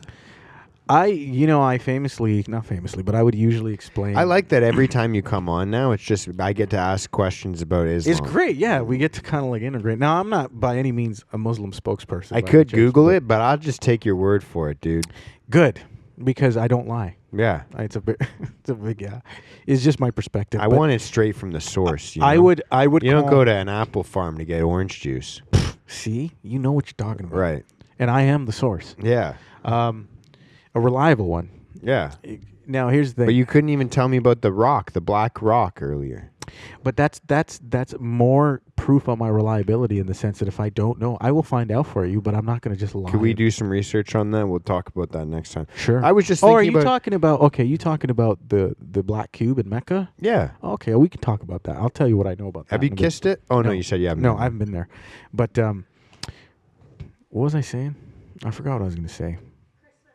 Christmas. Oh, Christmas, yeah. No, so Muslim Christmas, I used to call that Eid. So end of... Oh, yeah, Eid. Eid. Mubarak. That was a good run, bro. You made it halfway. Eid Mubarak. Mubarak. Mubarak. Yeah. Barack Obama. Do you want to actually... Should we try to work on that accent? Let's try to give it a try. Let's see if you... Okay, you say it. Eid Eid Mubarak. Mubarak. Mubarak. Why do you do that? Mubarak. Why do you do Because that? I'm white. Sorry, Fair I can't pronounce your foreign fucking words instantly. How about You go, that? Eid Mubarak. Mubarak. Yeah, you got to add that. Barack. Mubarak. Much closer. Much closer. More Barack. More Barack, yeah. Yeah. Eid Mubarak. Did you know Barack Obama's middle name is Hussein? Yeah. Yeah. Oh. Yeah. Oh, of course. I was almost... I knew that.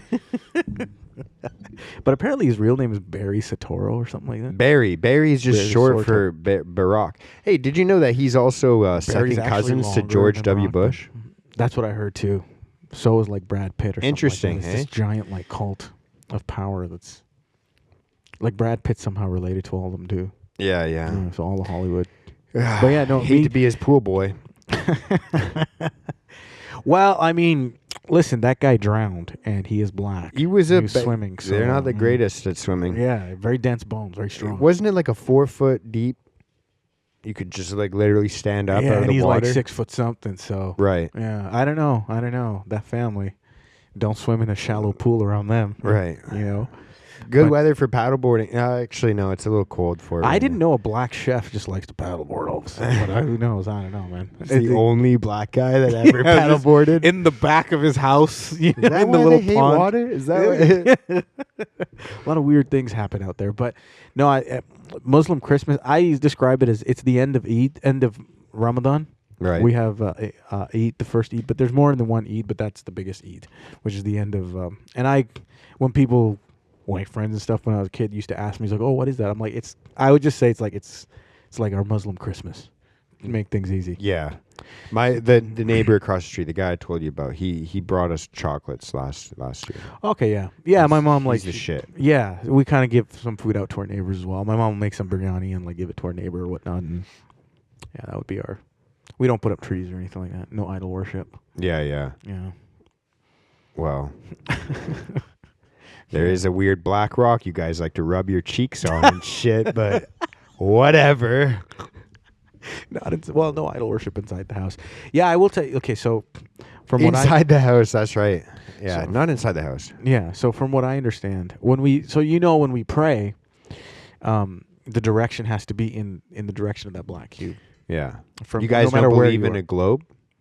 Because if you were on a globe, right, Yeah. and you have like like imagine a ball, right? Right. And then you'd have like 2 points. Say Right. like this is where you are and this is where you're praying. Right. You could just pick any direction and it would eventually get to that. That's how a globe works. Bro, that just blew my mind. Yeah. Let me process that. Is that actually true? Yeah, 100%. Yeah, because it's eventually. Yeah, you are right. But the idea is it's the shortest distance. Right. You face it in the shortest distance possible Right. because you don't want to face the opposite direction to do And, the and then whole- get to the same Yeah, destination. all the way around. Yeah, Right. Right. God really cares about that. Apparently, Anyways. that's what it says. Apparently, no, it's a good point though. I think Yeah. it's a good question to ask. I But just you look wanna at have, other like, ways you and I have- go, that but- doesn't make sense. But the point is, like, it has to be the shortest distance. You want to face it from the shortest distance from where you're praying to the cube. Less infidels in the way. Right. I get People it. like you. I get with your it. Plaid jackets Yeah, and you shit coming. people. Yeah, people exactly like you. Freaking tortured our people for many generations. Yeah, I wonder why.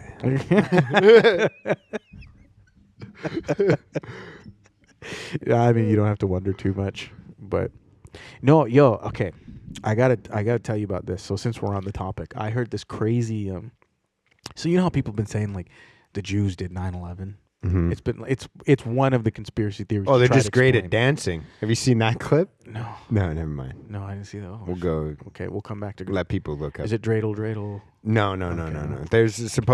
There's like this like ancient video that there was like supposedly some Israeli people who supposedly could have been Mossad who knew that the event was going to happen, and in certain angles and certain footage of the event happening, Right. you can see them kind of dancing and celebrating. Right. And so if you just look up dancing Israelis, you'll kind of I saw a picture of that. Yeah, I yeah. saw a picture of like these I was four just making a Mossad. joke, but Oh. there was a thing on Charlie Kirk's thing where some Right. guy was like kind of being like, "Oh yeah," because Charlie Kirk's like so pro-Israel. Yeah. So like he's talking about it, and then this guy comes up and he's like, "Yeah, one of the best things about Israel is their dancing, like how talented they are at dancing. If everybody that's listening to this right now goes What and is looks that? up dancing Israelis, like he's just trying to point people towards looking up. this Oh, thing. I see. So it was just like this funny clip of him going on Charlie Kirk's like doing like a meet and greet thing. Right. And he's like, "Yeah, I love Israel as well, Charlie.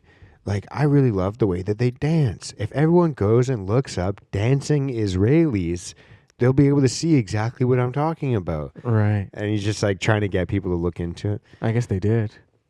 Maybe, yeah. I don't know. Mm. You haven't looked into it yet, but you'll No, see I it. didn't. You'll Well, have a I good saw laugh at it. Dan. I mean, maybe. Well, I mean, the guy was just. I heard like that there's so many connections between the Mossad and like the stories in terms of what took place around that time. Mm-hmm. That the real people who actually pulled it off were the Jews in Israel. Mm-hmm. But I think, I don't know, man. I think saying Jews is a simplistic way of painting it. The guys who might have made those decisions might happen to be Jewish, but there are special interest groups all over the place. You know what I mean? Like Muslims, Christian, whatever. Like it's really a power dynamic. If you're in a very high influential, powerful place, yeah, you might try to orchestrate this kind of shit, and depending on the religion that you are, so that group might get the blame. Now they put it on all the Muslims at the time, fucking assholes, man, which was very smart. Made for good comedy, though. Amazing comedy, bro. Yeah. Amazing. Remember that thing where in the Family Guy when Peter has the paint color thing? Right. And it's just like the white ones are like okay, and the darker ones. You see the one where like they did same Family Guy show where they did like this where a guy does a suicide bombing, and then he goes to heaven, and the versions that he get were like dwarfs, like male dwarfs. And he's like, no, It doesn't specify who they are. Yeah, you just but anyways, get what were you saying about 9/11? Yeah, I just saw this video yesterday. Like this guy talking about how in 2001, early 2001. There were reports throughout the United States where like these Israeli art students were constantly being caught around in New York around these particular buildings, government buildings, and apparently it's on record. And then a few months later, this whole ordeal takes place, and a lot of people today, they say that the planes that kind of went into those buildings weren't passenger planes. They look like military planes. And then these four Jewish people were arrested across the bridge while this was going on because they were under suspicion.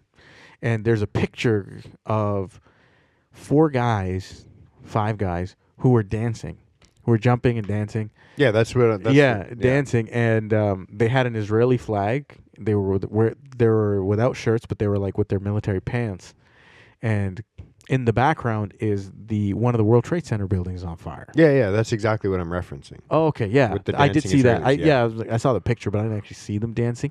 But I mean, I don't care who you are. You have to be like, okay, that's incredibly odd. You know what I mean? You can't just like dismiss that. It's another thing. That's not normal. Yeah, like you can't be like, that's anti-Semitic. It's like, no, actually, maybe we should probably look at it. Yeah. And, that's I don't know if I'm using this term correctly, but microcosm, what would that be? What does that mean? A microcosm is like, it's kind of like the idea of like as above, so below. Like the same way that like this house could be a microcosm of our nation. Right. Kind of thing. Exactly. You get what I'm saying? Yeah. So in this case, maybe it's right then. What I would say is like to display something on a smaller scale. Right. In this situation, like that situation is a microcosm of sometimes the individual in the sense that, this whole anti-Semitic stuff could be addressed if, let's say, the Jewish people begin to actually question their own government. You know what I mean? Yeah. Like it's not a wrong thing for them to be like, okay, wait a second. And you'll notice that's also, it makes it a lot easier in a what am I saying here? In a micro situation where an individual, if they're doing all this crazy shit and you have to call them out, if they're self-reflective and look at themselves and kind of admit that shit, it makes it a lot easier. You know what I mean? The defensive shit goes away and you can actually address the situation. But if someone's very defensive on an individual, you can barely speak to the person. You know what I mean? They just put up these walls, and this is one of those now on a macro scale. I think this is what's kind of happening. It's like whenever someone says anything about Israel or questions stuff that looks quite obviously odd, like if I showed up here and you just started doing something ridiculous, like I don't know, if you just got up and just kicked that tree and just sat back down like nothing happened, and if I ask you about it, you're like, well, stop being anti-white. It's like, it doesn't make any sense. Yeah, you just don't understand what's happening. Maybe I am being an extreme person. Yeah, right. But if you just have a moment of self-reflection, you're like, oh, but if we apply that on my macro scale, all of these conflicts would be simmered if these cultures and these groups had some sort of self-reflection and begin to look at their own leadership and question them versus, oh, that guy's doing it, these guys are doing it, you're anti-Jewish, I hate Israelis, I hate Muslims, Hamas, this, blah, blah, blah. It's like, no.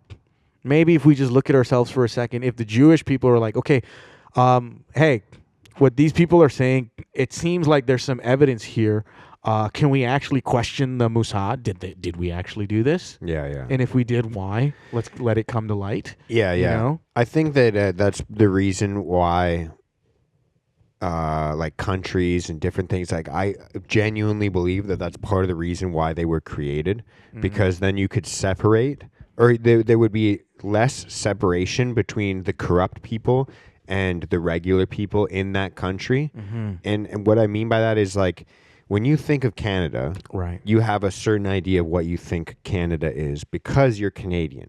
And so Right. when I ask you about Canada, you go, oh, Canada, Canadians represent the healthcare, represent the you Freedom. could start a business. Yeah. You can, Opportunity, freedom, connection, there's community. also, it's fertile ground. You Right. could grow crops. You Right. you have we're a country built on trade between immigrants that don't always know how to communicate with each other. Right. Like, it's like that's how this country was started. You don't say, oh, Canadians start residential schools and bury hundreds of people. You don't say those things, even Right. though the Canadian government has displayed that they're fully willing and capable to do a lot of evil things. Right. In the same way, you look at America. What do you think of America? You think of all these gun-toting, freedom-loving, fucking yee, fucking shooting off their tractors, and people that'll fucking literally bleed for their neighbors' children. Like, that's what I think of when I think of Americans. Like, I think of the people that are going to try and stand up for what they believe is right, and they don't want, like, the whole, like, don't tread on me. Like, it's Right. kind of like, do you think about, when you think about Americans, do you think about going overseas to militarize and build bases and guard opiate fields in foreign countries? Like, do you think about that? And so, like, the same thought process can kind of be applied across the board.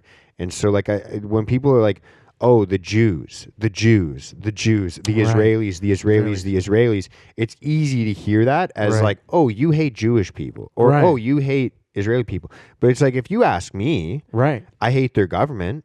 Right. I also hate the American government. Right. I also hate the Canadian government. Right. I also hate pretty much anybody who thinks that they should have authority over any other Right. like fucking individual. Right, right. I believe that we're sovereign individuals. Yes. And so, like, when you talk about anybody that's willing to, I don't know, send young men overseas to kill people that they've never met before, Right. I go, oh, that's an evil piece of shit. Right. And so, like, it's easy for me to identify a foreign government as an evil piece of shit, the same way it's easy for me to identify my own domestic government as Right. a piece of shit. You But know you what I know, mean? So, like, I get it. like, I it's get like, it. oh, we're not talking about the people. Right. We're talking about the corrupt politicians who have no regard for people. Right.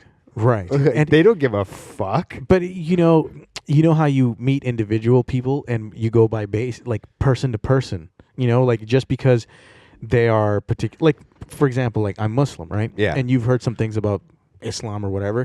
Yeah. But when you and I spoke, I didn't lead. Do you remember the first time we met? I think the first time I met you was at In the gym. In the gym in the steam room. We were Yeah, actually chat on the song for the first time. But I didn't introduce. Hey, I'm Hussain the Muslim, Yeah. and you're like, oh, okay, so Muslims, blah blah blah. This, so he must Yeah. be. No. You sat I there. go, hey, bro, you want to go have a fucking bacon sandwich? Right, but no, but Yeah. you listened to me as an individual, and you got to know, and then that's how you based on who I was. Yeah. On a It's almost like I don't give a fuck about the Right. color of someone's skin. Right. I'm just But on willing a to sit and talk to anybody. on a macro, that's Yeah, just love people. very Canadian. You know what I mean? But on a macro scale, it's also important to see that on a macro scale where just because someone is part of the government, we can't be just associating them in particularly as being evil. Oh, no, right? no. You know what yeah, I mean? no. There are MPs that I'm sure that are not that way. Yeah, yeah. You know for what I sure. mean? And throwing that our government is They just don't do anything. right. Well, I mean, They don't get to. They do, There's a by lot of things- definition, you don't Yeah. get to play the game unless you're evil. In my eyes, like that's the way I right. view I government. understand. I understand. I think there's so much mistrust and the trust between the people and our government currently has been so eroded that I think it's a natural way to look at it. But I think if you read the Bible, Mhm. it's like for millennium, it's been described that the people that try and put laws on man when there's already God's law are evil. There's gonna be no good Right. kings. That's literally what the Bible says. Is like, don't ever expect there to be good politicians, good kings that are gonna lead you towards paradise and happiness. That's your own responsibility. These people will always just try and control you, just try and lead you away from God, just try and take your money, just try, like, that's all they will ever try and do. So like it's not like, I don't think it's that simple. I wouldn't just paint all leaders with that brush. I think if you go throughout I just history, think like, by there are people- definition, the type of people that want to control other people are weird. Yes, those are people who. Well, it comes back to the light and dark, right? If you have somebody that's in the darkness, absorbs energy, meaning it wants power. Like, Let me ask you this: would Please. you want to run the country, or would you be like, no, I have other shit to do. Like, I don't really have time for that. My perspective is this: I would never want to run the country, but if it's necessary in order to kind of bring order in, and it's a job that you must kind of get done. Yeah, I but feel do you like think that that's for you? I mean, it depends on life. It I could think have turned out that way. I think would step personally, up. I know personally, if they were like, yo, do you want to start telling it? I would feel unqualified. Mm-hmm. There's a type of ego that has to be like inflated so much that you're like, oh yeah, I know what's best for everybody. Right. That's the one demented side of it. Right. The other side of it is like, you might understand that and not care. Mm-hmm. Like, I think that there's other people that are like, oh yeah, a lot of people's lives rest on my shoulders. I'll do my best. It's a responsibility. I think that they just like don't really. No, I don't even think they see it as that. They just don't care. They're like genuinely like, I will take money and not care about people suffering. So you don't think there's people that exist today that could be in a position like that and treat it for the giant responsibility that it is? It's just people who lust for power. Those are the people that want to get in there. I don't think there's a space. Okay, like. So, like what you're saying, I don't think it's the same sport. It's like if there's only basketball courts available and everyone's playing basketball and there's referees and regulators and they're all playing basketball and you show up and you're Wayne Gretzky on skates and you're like, I'm here to play. I don't think that there's a place to play for people that are like legitimately like wanting to improve society. I think you're in the wrong game. There are certain places where politics is like that, leadership is like that, where it's just too corrupt. It's just there's not enough play. But I don't think that's every place. That's not every part of the world. And I still have this positive perspective that I think that there's still space in our government where it can turn around. Like right now, is it corrupt? Absolutely. But are there good people in there that are trying to make a difference and trying to turn it around? Absolutely. I think it's too simplistic to say that everyone's evil and there's no way around. I think there's good people. I don't think you're getting what I'm saying. I'm saying that that's not where you play the game. Oh, you mean I think that society is improved off of that court. Right. It's somewhere else. Right. It's through entrepreneurs. Yeah, it's no, through absolutely. Private businesses. Okay, It's through so going people doing research. It's Right. It's not in But- that game because okay, so- that game is how do we inside trade, make regulations, bet on companies that are going to benefit from these regulations. Right. Like how do we Well, bringing it how back do we to this- fund a military and send them overseas? How do we steal resources? That's the game that politicians play. Some, not all. There are people, listen, because I tell you, listen, whether you like it or not, we need a government. Yes. And if you want a place where entrepreneurs can thrive and do the stuff that they need to have a government to create a place where they can do that. Right. Right. And the way going back to the sports analogy, it's like if the people are people playing the game, the referees are the government. Yeah. And if you put too many referees and you got so many referees that they just change all the rules where all of a sudden the game is for the referees, then yeah, that's kind of messed up. But I do think there are people out there who can just be a proper referee, that can just call the game for what it is. And we Yeah. need to get those type of people in those positions. I don't think people are... See, the way I look at it, bro, is that, you mentioned through the Bible, it's like there's a laws of the heart and there's laws of the land. And following the laws of the heart is innately in us. I think God's created us. We know innately what's evil and what's wrong and what's right. Yeah. And if we are self-reflective and are doing our best, we are within the laws of the heart. For example, I mean, to give an example, like the 10 Commandments could be laws of the heart. Don't do these things. And when we see someone outside of the laws of the heart, for example, that they murder somebody, that's where the laws of the land come in. The laws of the land is to bring somebody back into that place. You know what I mean? Because they've gone outside of the laws of the heart. That's it. It's just supposed to be that simple. But if you have someone that sits at the top, that is now in charge, and they are outside of the laws of the heart. Now they can begin to infiltrate. Now it can start to look really bad and evil. So I think it's very crucial that we put people in positions like that are powerful, that are within their own laws of the heart. They abide by their own laws of the heart, which is goodness, and that's somebody that's guided by light. I can trust that because I don't have to rely on a person. Yeah. You know what I mean? I don't think all government is all evil all the time. It's a necessary, we need governance. We need order. Yeah, yeah. Right. I do agree with that. Right. I do agree that But are there some evil shits? Absolutely. I think that's evident right now in Ottawa. It's filth. It's absolute. The level of corruption. I've actually been following it for the last few years, and I can tell you, man, the level of corruption that's taken place in Ottawa has never taken place in the history of this country. Yeah. Like the scandal after scandal that comes out would just absolutely flip the media. Like one scandal alone should be able to, but it's almost weekly and monthly. For example, like there is almost $1 billion that has been stolen through this slush fund, which is the carbon tax fund that they've taken all this money and they've called it's like this. They put all this money. I forgot what it's called. Isn't the term slush fund just such a funny fucking? Well, that's because what they do is they take all this tax money, put it into a blah blah blah, and they give it to companies that are environmentally friendly, and all the people that are have these companies who are they're following their DEI qualifications. Yeah, but these companies they're owned and they're partnerships with the MPs who are making these decisions. Yeah. To give the money to. That is grade A third world corruption. Yeah. It doesn't happen in this country. It has not happened on this level in this country. And that's something that we can be proud about.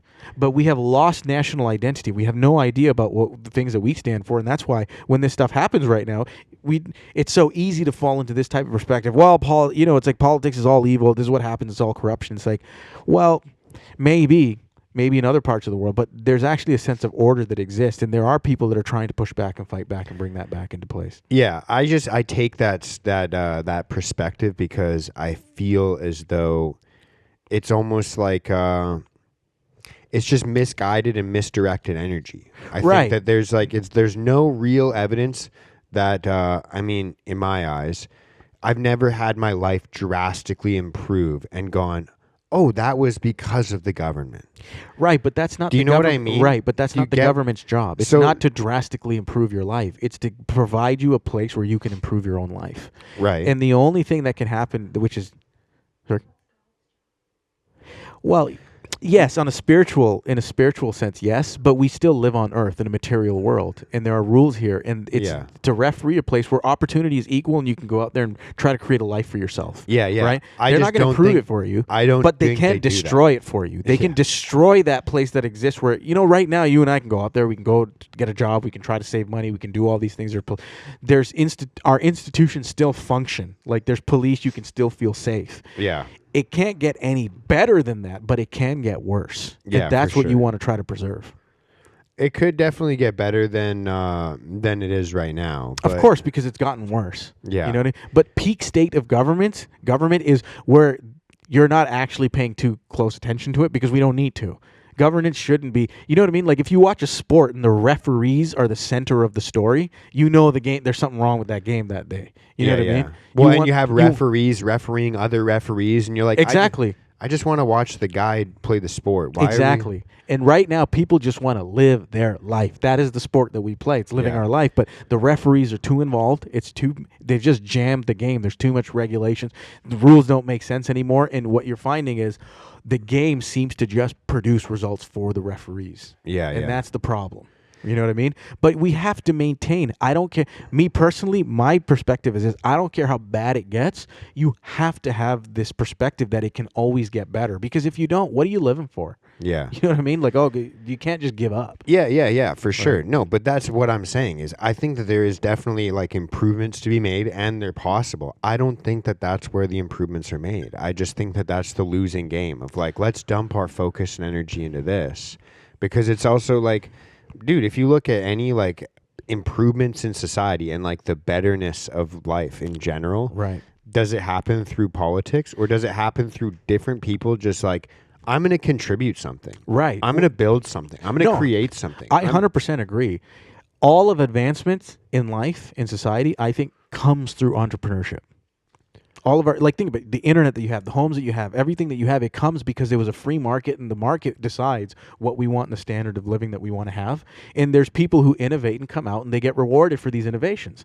It comes from capitalism, right? But right now we're in a state where the referees are choking the capitalistic like throat. It's making it hard for entrepreneurs to breathe in this country, to do anything.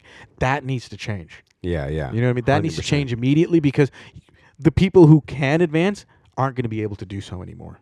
Yeah, yeah, exactly. 100%. So we do need, so improvements can be made there, and they need to be made there immediately, or the improvements you're talking about where the people make it, it just won't be possible. Yeah, I'm saying the improvements is cut the government down. Yes. Yeah, Like, absolutely. get rid of them. Deregulate. Yes, you need Get to rid of them. Right now, government is just way too big. It's a way too big of a government. The amount of bureaucrats that they work there, the amount of employees and that have to, and their job, they're just paper pushers. Yeah. Well, the thing is too is like a lot of the time, if you think about, this is something I've thought a lot about recently in the last couple of years. It's like if you think about a lot of people that are anxious or like depressed, they struggle with self-worth, or they just like fucking feel bad all the time. It's always, that would be me sometimes. You know what I mean? I'll be Oh, honest. dude, yeah, 100%. I'm just saying, like, the reason that it's like this idea, and I've joked about it on a podcast recently with someone else, but it's like this idea of like consuming. Like we just like always consuming, and the types of like people that are, like you said, they don't. There's types of people that are like, okay, I want benefits, I want unions, I want job security, I want salary, I want this constant hours, I want safety, I want this, I want that. It's always about, what am I getting? What am I gonna get? Right. Like there's always like this feeling of like, I need to be taken care of. I need to do this. And if like, it's the same type of people that like, I've worked at companies where like people steal from the company and people are like, yo, well, fuck it, dude. They're a fucking rich ass company, dude. Right. Fuck them. You justify. Dude, 100%. And like, we like have this idea I know of people like that. I've been that person. Right. I'm not saying any, I'm literally like, Right. dude, I've been that person. Right. But it's like this idea of like, I need more. I deserve this. I should get this. Right. And then there's the people that I believe are actually going to solve the world's problems, where they're like, they wake up in the morning and they don't think, oh, what can I just take from this world and harvest for myself. Right. Instead, they think, I wonder what I can contribute today. Right. I wonder what I could give today. Right. They're not the type of people that think, oh, I need benefits. Oh, I need this. I need that. They think, I have fuck all. Right. I'm going to try and give.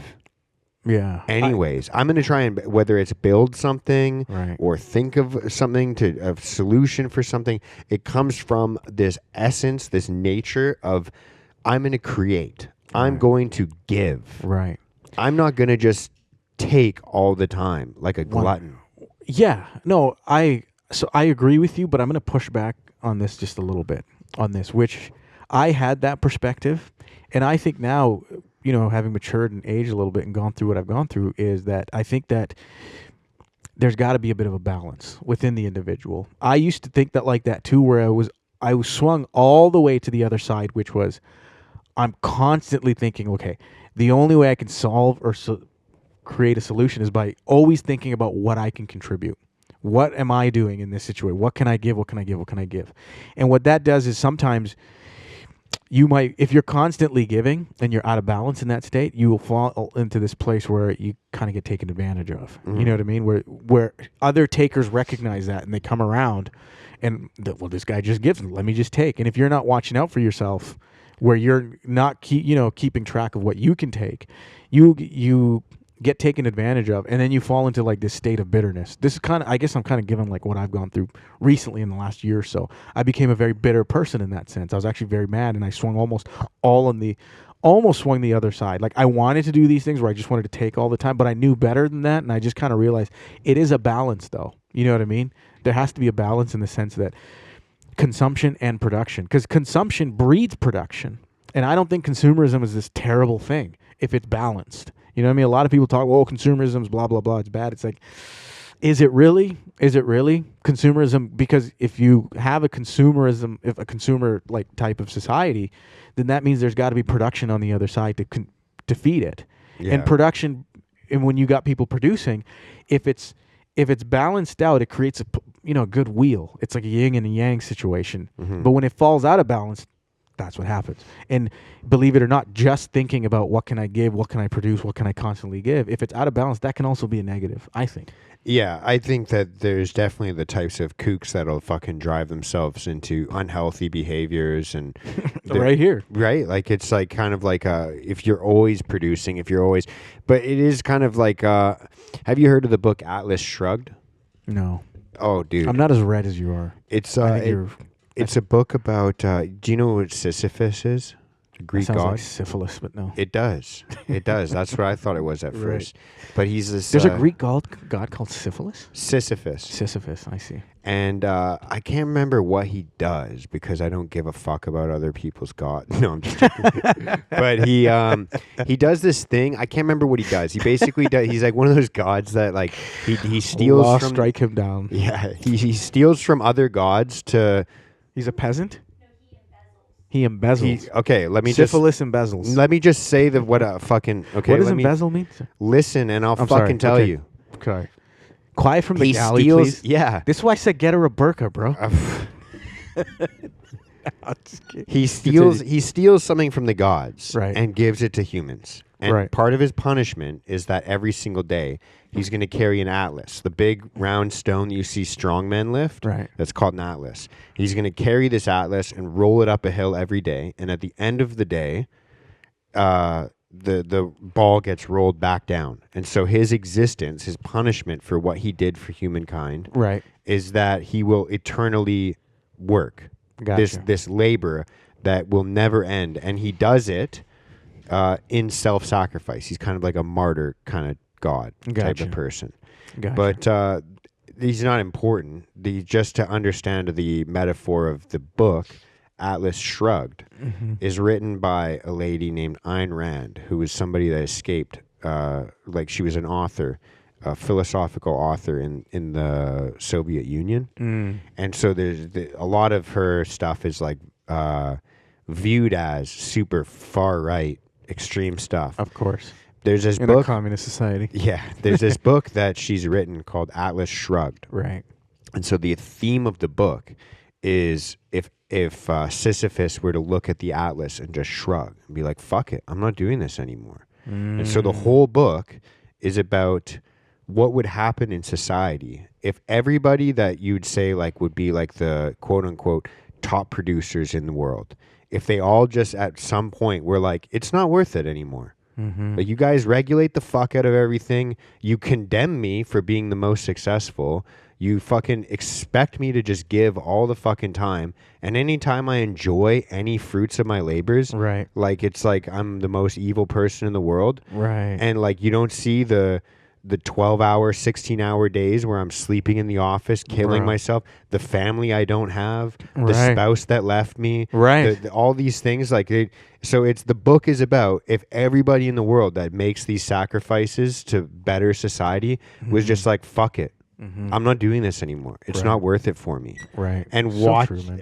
and the book is just about how the quality of everything goes down. Right. There's other books as well about like architecture. There's one called The Fountainhead, and it's about an architect and how they're like, oh no, we need to use this building material. And you're like, why? Because it's the cheapest, and we can do this and do that, and we could build 10 buildings for the price of this. And they're like, yeah, but they're all shitty and ugly, and no one wants to live in them. Right. Like everyone's like, this is a disgrace. Like, Yeah, this seems like it's like a disintegration of standards and duty.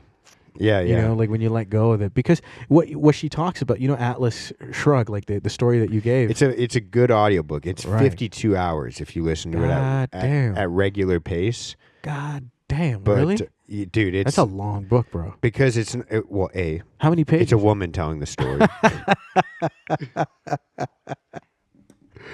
B, Yeah, I should probably get AI to just summarize it. and B. Well, I just did. I gave you a good summary of it. Yeah. In my opinion. But it's Isn't that crazy? A man can summarize a 52-hour book in 5. But Go yeah, on. it's so long because it's like an actual like novel about like there's like a girl who runs a family business, and so like her dad was like a train tycoon, like a railroad tycoon, and so there's they own basically the biggest train railroad company in the U.S. Right. And they transport goods from Mexico to the U.S. It's called Taggart Intercontinental or something like that. Right. And so she is like the heiress of this massive company, and she's trying to run it. And she has to deal with regulators, and she has to deal with unions, and she has to deal with employees, and she has to deal with her family getting mad at her and trying to take her shit, and she has to deal with people like men trying to like romance her and try and swoon her and take her stuff, like and the whole time she's being told about these engineers, but no one can find them.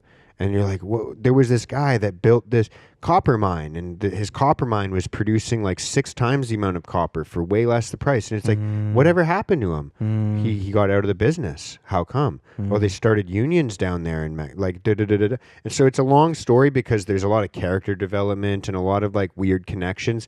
But it has to be that long because if you were to start to tell people these things, like unions actually choke business out, they're like, what do you mean? They protect the employees. And you have to actually see through a long story of like, oh, these are good sounding ideas until they're put into practice. Right. Yeah. So that's why it is a long story. I've listened to the audiobook like 2 or 3 times. Really? That's 100 hours, bro. Over 100 150 hours. Easy, Yeah. I do a lot of manual labor work, and so I just pound through books. I got you. Yeah, no, same. But Kinda similar. it is dude. But you know what's interesting is going back to the Atlas Shrugged that you spoke about, like the concept in that book of he's basically been condemned to work eternally because of his error per se that he made. But you know that's a very similar. But it's an error you choose to. The important part of the story, in my eyes, is it's something he chooses to do. So he chose to do this knowing the consequence. But he also knows the consequence and chooses to do it every day. Like it's not like he's. No, I mean like crying the first moment that he decides to commit, let's say, the sin. That I don't know. I don't know that much. But I know that part of the story is it's not like he's. But crying, if he's been condemned to do this, But he willingly takes the punishment. That's what I'm trying to get. I'm trying to get to is like it's not like he's crying and like upset that he's carrying the stone. Like he's willingly like yes, like fuck yeah, I'll carry this stone up the hill if it means that this is what I get from it. Okay, so you know why I think he willingly does this? Because the same reason why I'm willingly able or you're willingly able to make sacrifices of I'll show up and do this thing because I know I'm going to be rewarded for it. But he doesn't get a reward. Isn't that the whole idea? His reward is selfless. Like he's kind of doing it for I don't know. Right. Like this is my understanding of the legend. It's also like I said, another culture's god, so I don't give a fuck that much. And I'm also just using it god as of syphilis. Yeah, exactly. No, but it's interesting you say it because in the Bible, the whole story of Genesis, the apple falling and whatnot, like it's very similar in the sense that God says, because you have fallen, the punishment for women was pain during birth, labor, and man is for as long as you live on earth, you have to work for life, right? You have to work for your life. Yeah. And it's part. I think in my eyes it's the vision of danger, and so that's what makes you work. Is because you're like, oh fuck, tomorrow I could starve. Oh fuck, tomorrow I could be attacked. Oh fuck, tomorrow or next week or this. So it's like the vision of dangers in the future that's why you're having to work and provide. Right. I think true.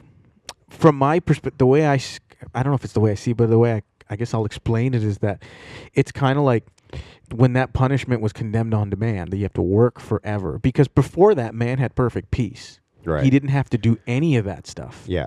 But you notice today, it's like for a man to feel even a moment of peace, like it takes a tremendous amount of work to get there. Yeah. And if you don't do that work, what ends up happening? You fall down this pit of darkness where you almost self-destruct and kill yourself. Yeah. You know what I mean? So the purpose of life almost is is to work, because you have to constantly work for your peace. And I think that once you die, I don't think you'll have to do that anymore, because you are perfect peace. That's where you come from. And yeah, it makes sense. Yeah, That makes 100%. sense. Yeah, because you have to constantly be at it, and that's because of the punishment that was. Well, you allowed your woman to go eat that apple. Yeah. Boom. You know. Yeah, I think there's a bit more behind it than that, but. What do you mean? She's the one that fell for. She got deceived first. Yeah. And then, what Adam does is he ends up listening to her. Yeah, that's where I was gonna go. With Right. it. And then now we're all in hell together. That's what happens. You know what I mean? Yeah. So, which is, he obviously did not follow the joke. Her chain was way too long. Yeah. Let that happen. He made it all the way to the tree. Yeah. She, stupid Eve. Well, I think it was also the serpent that kind of tricked her. Tomatoes, bro. Women always no accountability whatsoever. Yeah. Always blaming. I got to tell you, it's kind of like that. I saw this interview with Martha Stewart. Right. And she was explaining, big empire Martha Stewart. Yeah. And she's talking about how she's telling women that, hey, if your man cheats, kick him to the curb. Don't even listen to anything. He's a piece of filth. Mm-hmm. Like right away. There's nothing to redeem here. You're like, hey, didn't you cheat on your taxes? Yeah, no, forget about that, bro. She's giving this whole story, and she's like, yeah, I found out that my husband, because she got cheated on, right? And she's like, he was just, he had all these girlfriends. And the interview is like, okay, it's true. He was a piece of shit. Okay, but he's like, but isn't it true that you had an affair prior to all of this stuff? Yeah. Do you know what her response was? She's like, yeah, but he didn't know about that. Yeah. To a man, like to a guy, it's like, okay, what are you talking about? She's like, and he's like, well, actually, he mentioned it in his memoirs. And she's like, oh, did he? Yeah. She's like, well, she's like, I did get into a brief affair with a very attractive Irish man. Great. But it was brief. Yeah. And an entanglement. Yeah, an entanglement. And he's like, well, he said that, which is fine. It happens. Right. And sometimes you might just slip onto a dick, who knows? Right. Just collapse. Dude. On there. You have. So. No, I have not. Onto a what? Which is fine, dude. It's fine. It's not. It's not for a man. normal, but I don't judge you. Some would say it is. Some would say it is. Yeah, I don't agree. Same. I just want to make that clear. Same. I want to make that clear. All right, bro. All right, I brother. had a good run today. Yeah, you want to wrap this up? Yeah, let's you got no joke, eh? Dude, I've come through with so many jokes. I don't have that. It's like kind of on the spot type of thing. I don't have a. You are. I gotta say, I was watching some of my friends who have seen you. They're like, you're hilarious because your dry humor is just hilarious. Really? It makes people laugh. I love really those good. people. Yeah, the dry stuff is hilarious. Tell those people to fucking comment on my videos instead of the fucking. Well, I think you got to remind people on that on your show. You got to mention that stuff. Hey, drop a comment. You got to be, give them a call to action. I'm bad at that. Yeah, I would say. So thank you for saying that. No, I no do problem. suck at it. Yeah. I barely even let people shout out their own stuff. I don't even shout out my own stuff. I don't. No, but if you're going to be on there, it's part of the game. You might as well play. I get it. I get it. But why don't you? Because I don't care about that stuff. Got you. But don't you want people to hear this conversation? Isn't that why we're having it? Yeah. You're putting all this labor to put it out there. You want it to kind of get out there and increase the audience? Yeah, for sure. Okay. Well, then just tell people, hey, like and share and comment. If they like it. But I don't want to ask for it. Are we about to have an intervention? What do you mean? Why don't you want to ask for it? Because it's fucking annoying when other people do it to me, so I don't do it. But you're putting all this effort into putting out the podcast. Yeah. You know what I mean? But I want to make something that I like. You don't like what you're making? I do. That's why I make it that way. But I'm just saying, like, when I listen to other people's podcasts and I hear them saying that, I go, do you get triggered? I go, shut the fuck up, dude. I see. Don't fucking ask me to do that. So, you know how we were talking about... You don't fucking get to ask me to fucking subscribe to your shit. Right. I'll subscribe to it if I like it. So automatically. So you're judging that person's inner thing that's inside of you. I just go, where do you get off telling me what to do? Well, I don't know if they're telling you. Maybe they're suggesting. They'll be like, hey, I'd appreciate it if you did. Great. I'd appreciate it if you sent me your entire bank balance. I'd appreciate it. But it's an audacious thing to ask for. I don't know if that's a parallel, you know? It's like, because that person worked for that money. They put some labor into that. Right. I don't think it's a lot of labor. You don't think your time and attention is worth a lot? No, but that's why of course it's worth a lot. It's worth everything. But Yeah. but we live in an attention economy. Yeah. And if you put effort, we're putting effort in this effort in the sense that, the production value and all this stuff that it takes. You're Yeah. putting that effort. We're having this conversation because it's to grab people's attention. You know what I Yeah. mean? And we think what we're saying is valuable enough for them to give us their attention. At least I think we have a decent conversation here where they should give us their attention. Right. And that's why we put in the effort, because we appreciate them giving our attention, that we'll put in work to give them a valuable product, because this is a product at the end of the day. I agree, dude. Right? I agree with you. Right. I think that, in For my example, opinion, Right. I think that if you just have good conversations and people are entertained by it, and maybe they learn something, or maybe they think about things differently, and Right. you have a good product, Right. I don't think you have to ask for people to like it, and maybe like if it's not there. No, you're not asking people to like it. You're not asking people to like it. They have to make that decision on their own. Yeah. Right. But what we're asking for is some sort of. No, you're not asking for anything. You just tell them to like and share. It helps expand the conversation. If it helps expand the conversation to a farther reach, then there will be more people who might like this conversation, but I not have agree. any chance to hear it. I agree. Yeah. I agree. So you want to look into the camera and tell them to like and share? I don't want to do that. I would tell you this. I'll tell you this. Please. Would you rather be a company that has customers that buy it because they're like, yeah, I like this company, I like the guy that runs it, I like the product they make, it's worth my attention, it's worth my, or would you rather have a company that has customers because they have a Black Friday sale and you were reminded with a flyer in the mail that they have 40% off? So I'm gonna say two parts to this. I want to answer the question first. I'm gonna answer your question, and then I want to add some context to that. Number one is, I'd obviously be number one. I want to have a product that's so good that people hear about it and they want to interact with it, right? But this whole idea that you want to create a product that's so good that it sells itself, it's a fallacy. It doesn't exist, because if that was the case for anything, we wouldn't need salespeople at all. It is true that there are certain products out there that you just, like for example, Instagram, Facebook, these things are just intertwined with our lives, and we don't necessarily need salespeople at our doors to tell us, hey, have you used Facebook today? But at its beginning, when they were creating it, guess what? It was being sold. Yeah. It was being sold. People were being told about it. And I don't think you should feel shy or any sort of reservation about going out there and telling people, hey, listen to my shit.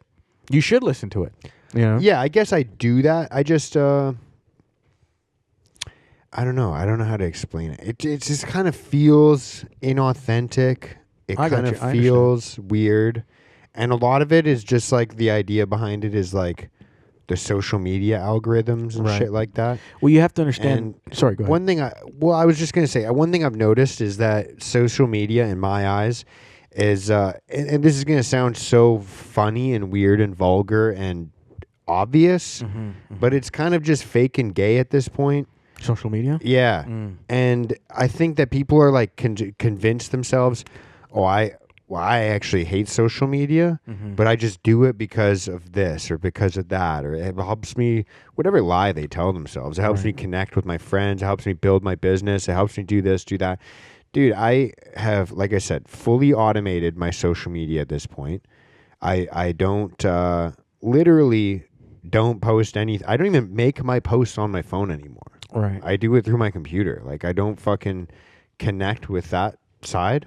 Right. And I'm not even gonna lie, I've seen engagement go down, but downloads on the podcast somehow keep going up. Right. And like, I'm not saying I'm a big show, but it's like, even if you were to just look at, like, on YouTube, like if you were to go through the date, like views have actually slowly increased, and it is just like a stagnant, slow increase. And it's kind of like, oh, I thought I was like, I got into podcasting and then I thought I had to like gamify this algorithm and be like, I just have to get a lot of comments and likes on my Instagram posts. It's like, oh wait, I'm not an Instagrammer. I don't actually give a fuck about TikTok and Instagram and YouTube Shorts. And it's like, I just want to give something that like, I guess someone could listen to on a Monday morning while they're driving to work. And be like, fuck, that is kind of funny. Or, yeah, that is kind of the way I think. Or, like, just like give a little bit of like peace, happiness, a little bit of motivation, a little bit of like different ways to think about why you're doing your fucking life, because that's what I look for. And I think that's amazing. And I think that's freaking awesome. But what's wrong with trying? Not what's wrong, but I totally get it. I guess what I'm saying on the second half of this, the promotion side, is putting in you're putting in work to create this, right? To create a good product. The second half of that is getting it out there. You know, that's still work. And just like how you have your business, your carpenter, right? You need to go and sell yourself. You need to put yourself out there in order to gain new clients. You are, yes, there is a word, you know, you do get clients from word of mouth, but on some level, it was promoted on some level. You know what I mean? At some point. Yeah. I would just, that's just my take. I encourage it. I don't think it's a terrible thing. I don't think you should feel any type of way about going out, telling people, hey, listen to my shit, like and share. I'm not, and I'm not judging other people. That's just not how. You clearly said you were, Mark, about 2 minutes ago. Yeah, I think I just agreed with it because I didn't want to argue when you inserted it. I wasn't arguing. But it's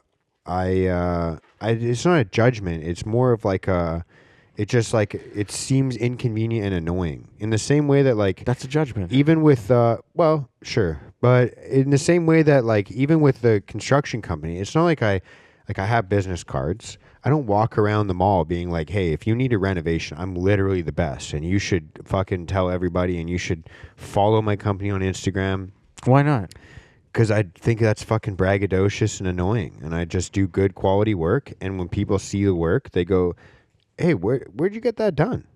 Oh, I actually got it done by these guys, a little father-son operation. Like, that's how, you know what I mean? I understand. Where, like, it's like, oh, what are you listening to? Oh, I'm listening to this dope podcast. Like, you'd love it, dude. He has fucking, his Muslim friend comes on and yells about Indian people and Tim Hortons. And Sing Hortons. You know what I mean? Like, it's kind of like one of those things, or like, I'd rather have, like, somebody just share the clip because it's like, oh, this clip's actually entertaining or educational or funny. No, 100%. Like letting it go viral. Like that one that we talked about, one of them is just kind of went off the wires. The one we talking about, my Jewish teacher. Yeah, exactly. I get you. So I'd rather have that be the reason that someone shares it because it's so outrageous or so funny or entertaining, right? Than because, oh, Mark asked me to. And I also just don't think it works because there was a point where I did. Stats would prove opposite, though. There was a point where I consistently asked at the end of every episode or whatever, at the beginning of the episode, yo, like, comment, and subscribe, follow this. It helps me in the algorithm, like even blah, blah, blah, blah, blah. And it didn't do anything. I did it for like a year. Right. And it just never did anything. Fair enough. I understand that. Yeah. There was no like boost. It never helped me. It just, if anything, again, it made me feel like I was performing something. And I don't like doing that in my podcast. I like to just feel like I'm just having a conversation. Because even when I'm like listening to a podcast and I can kind of tell, oh, you're asking this so that the audience can hear this answer, it seems like a weird thing where you're like, oh, then the person's not answering the question. They're just kind of like saying what they think the audience should hear. And then it just gets weirder and weirder as that continues. So like, I just feel like if I switch into this mode of like, how do I say the thing that'll, get the most likes? How do I say the thing? Then I just end up like fucking parroting other people and being like this weird, inauthentic. It kind of drags me out of the moment. Of like the right here, right now, right? This conversation presently. You know what I mean?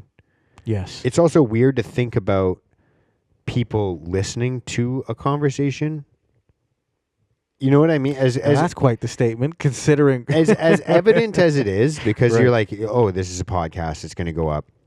I don't think about someone driving in their car listening to this. I don't think about someone on a run listening to this. I think about talking to you. Yes. Same. I mean, drinking a coffee, when I was a little baked, and just fucking sitting down and talk. Like that's literally right. When I was recording my podcast stuff, you're right. I didn't think about that either. Like in the sense that who's going to hear this and imagining the people listening to it. It's just kind of like it's zoned in. Weird sometimes. I'm zoned in on that conversation, dude. It's weird too. Sometimes when you have someone that comes up to you and they're like, oh, dude, like I listened to your podcast episode with this person. Right, right, And you're yeah. like, Yeah, yo. what did you think? Yeah, no, you're right. That has happened, and I've had not random, but I've known Even when you said your mom listened and she said I swore a lot. right. After that, I was like, yo, I wonder if I said anything that was a little fucking. Yeah.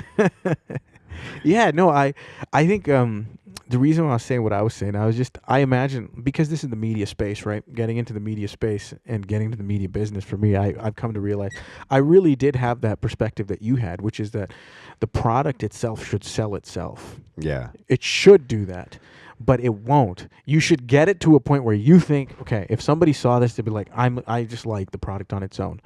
But I've come to realize, like, it's a competitive world out there.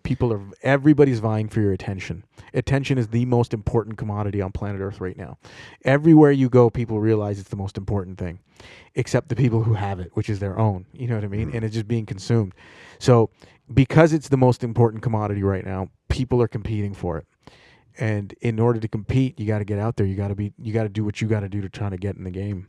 And I agree. That's with just my that. perspective. I do agree with that. I do agree. But the one thing that I will say, but it also depends on your own, like, you know, what your vision is and what you're trying to complete with the podcast. That's also why I'm like, you know, just if that's not the goal or vision, that's totally cool. It's no biggie at all. I was just sharing my thoughts on it. The other thing I will say is, this idea of like winning in the algorithm is almost like, and I'm not one of those people that's like, oh, I've been shadow banned or traffic throttled or whatever it is. But the algorithm is also just set up that cool shit doesn't go to the top, like for the most part. And what I mean by that is, inarguably, the Donald Trump Joe Rogan podcast is one of the most entertaining, informative, iconic, mind-blowing things. Yeah.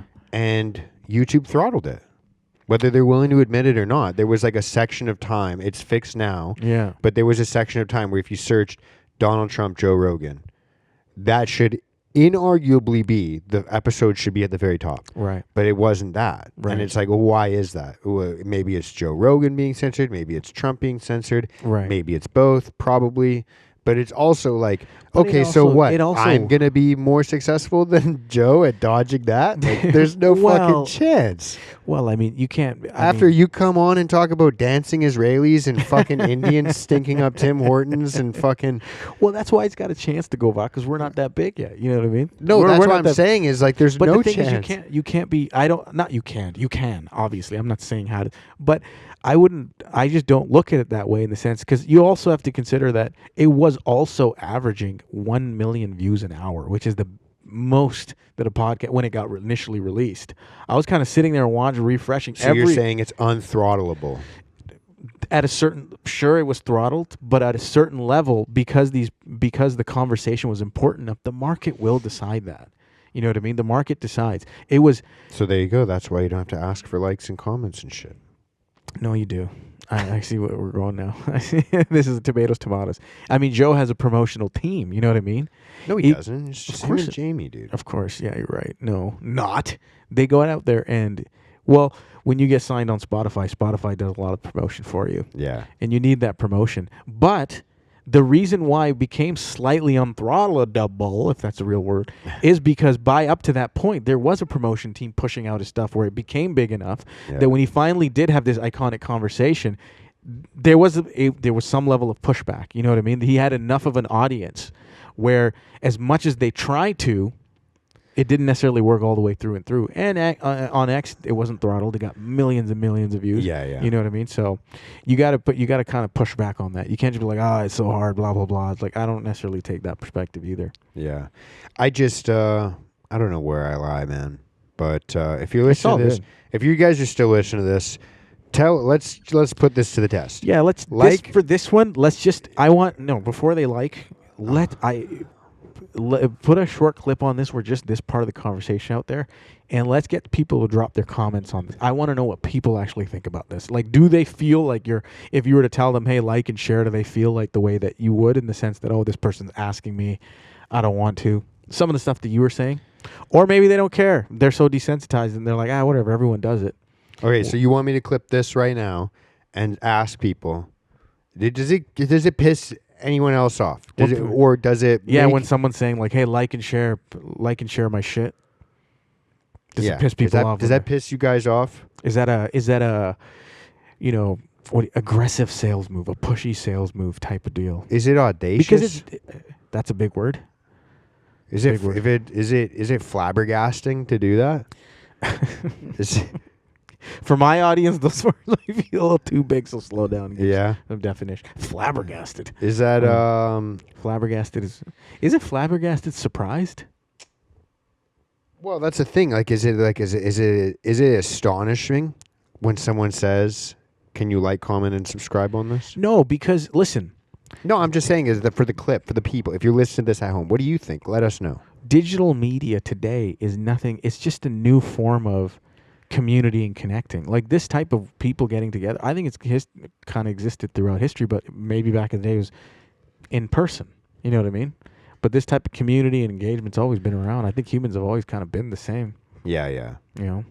But anyways, yeah, like and comment and let. I want to hear. If people will. You're right. Maybe nobody comments at all. Who knows? But it doesn't hurt to ask. If you don't ask, you never know. Yeah. All right, folks. Let's wrap this up. Much love. Peace out. Love you all. See you next Monday. No, he doesn't. I'm kidding. Hate you all. Bye.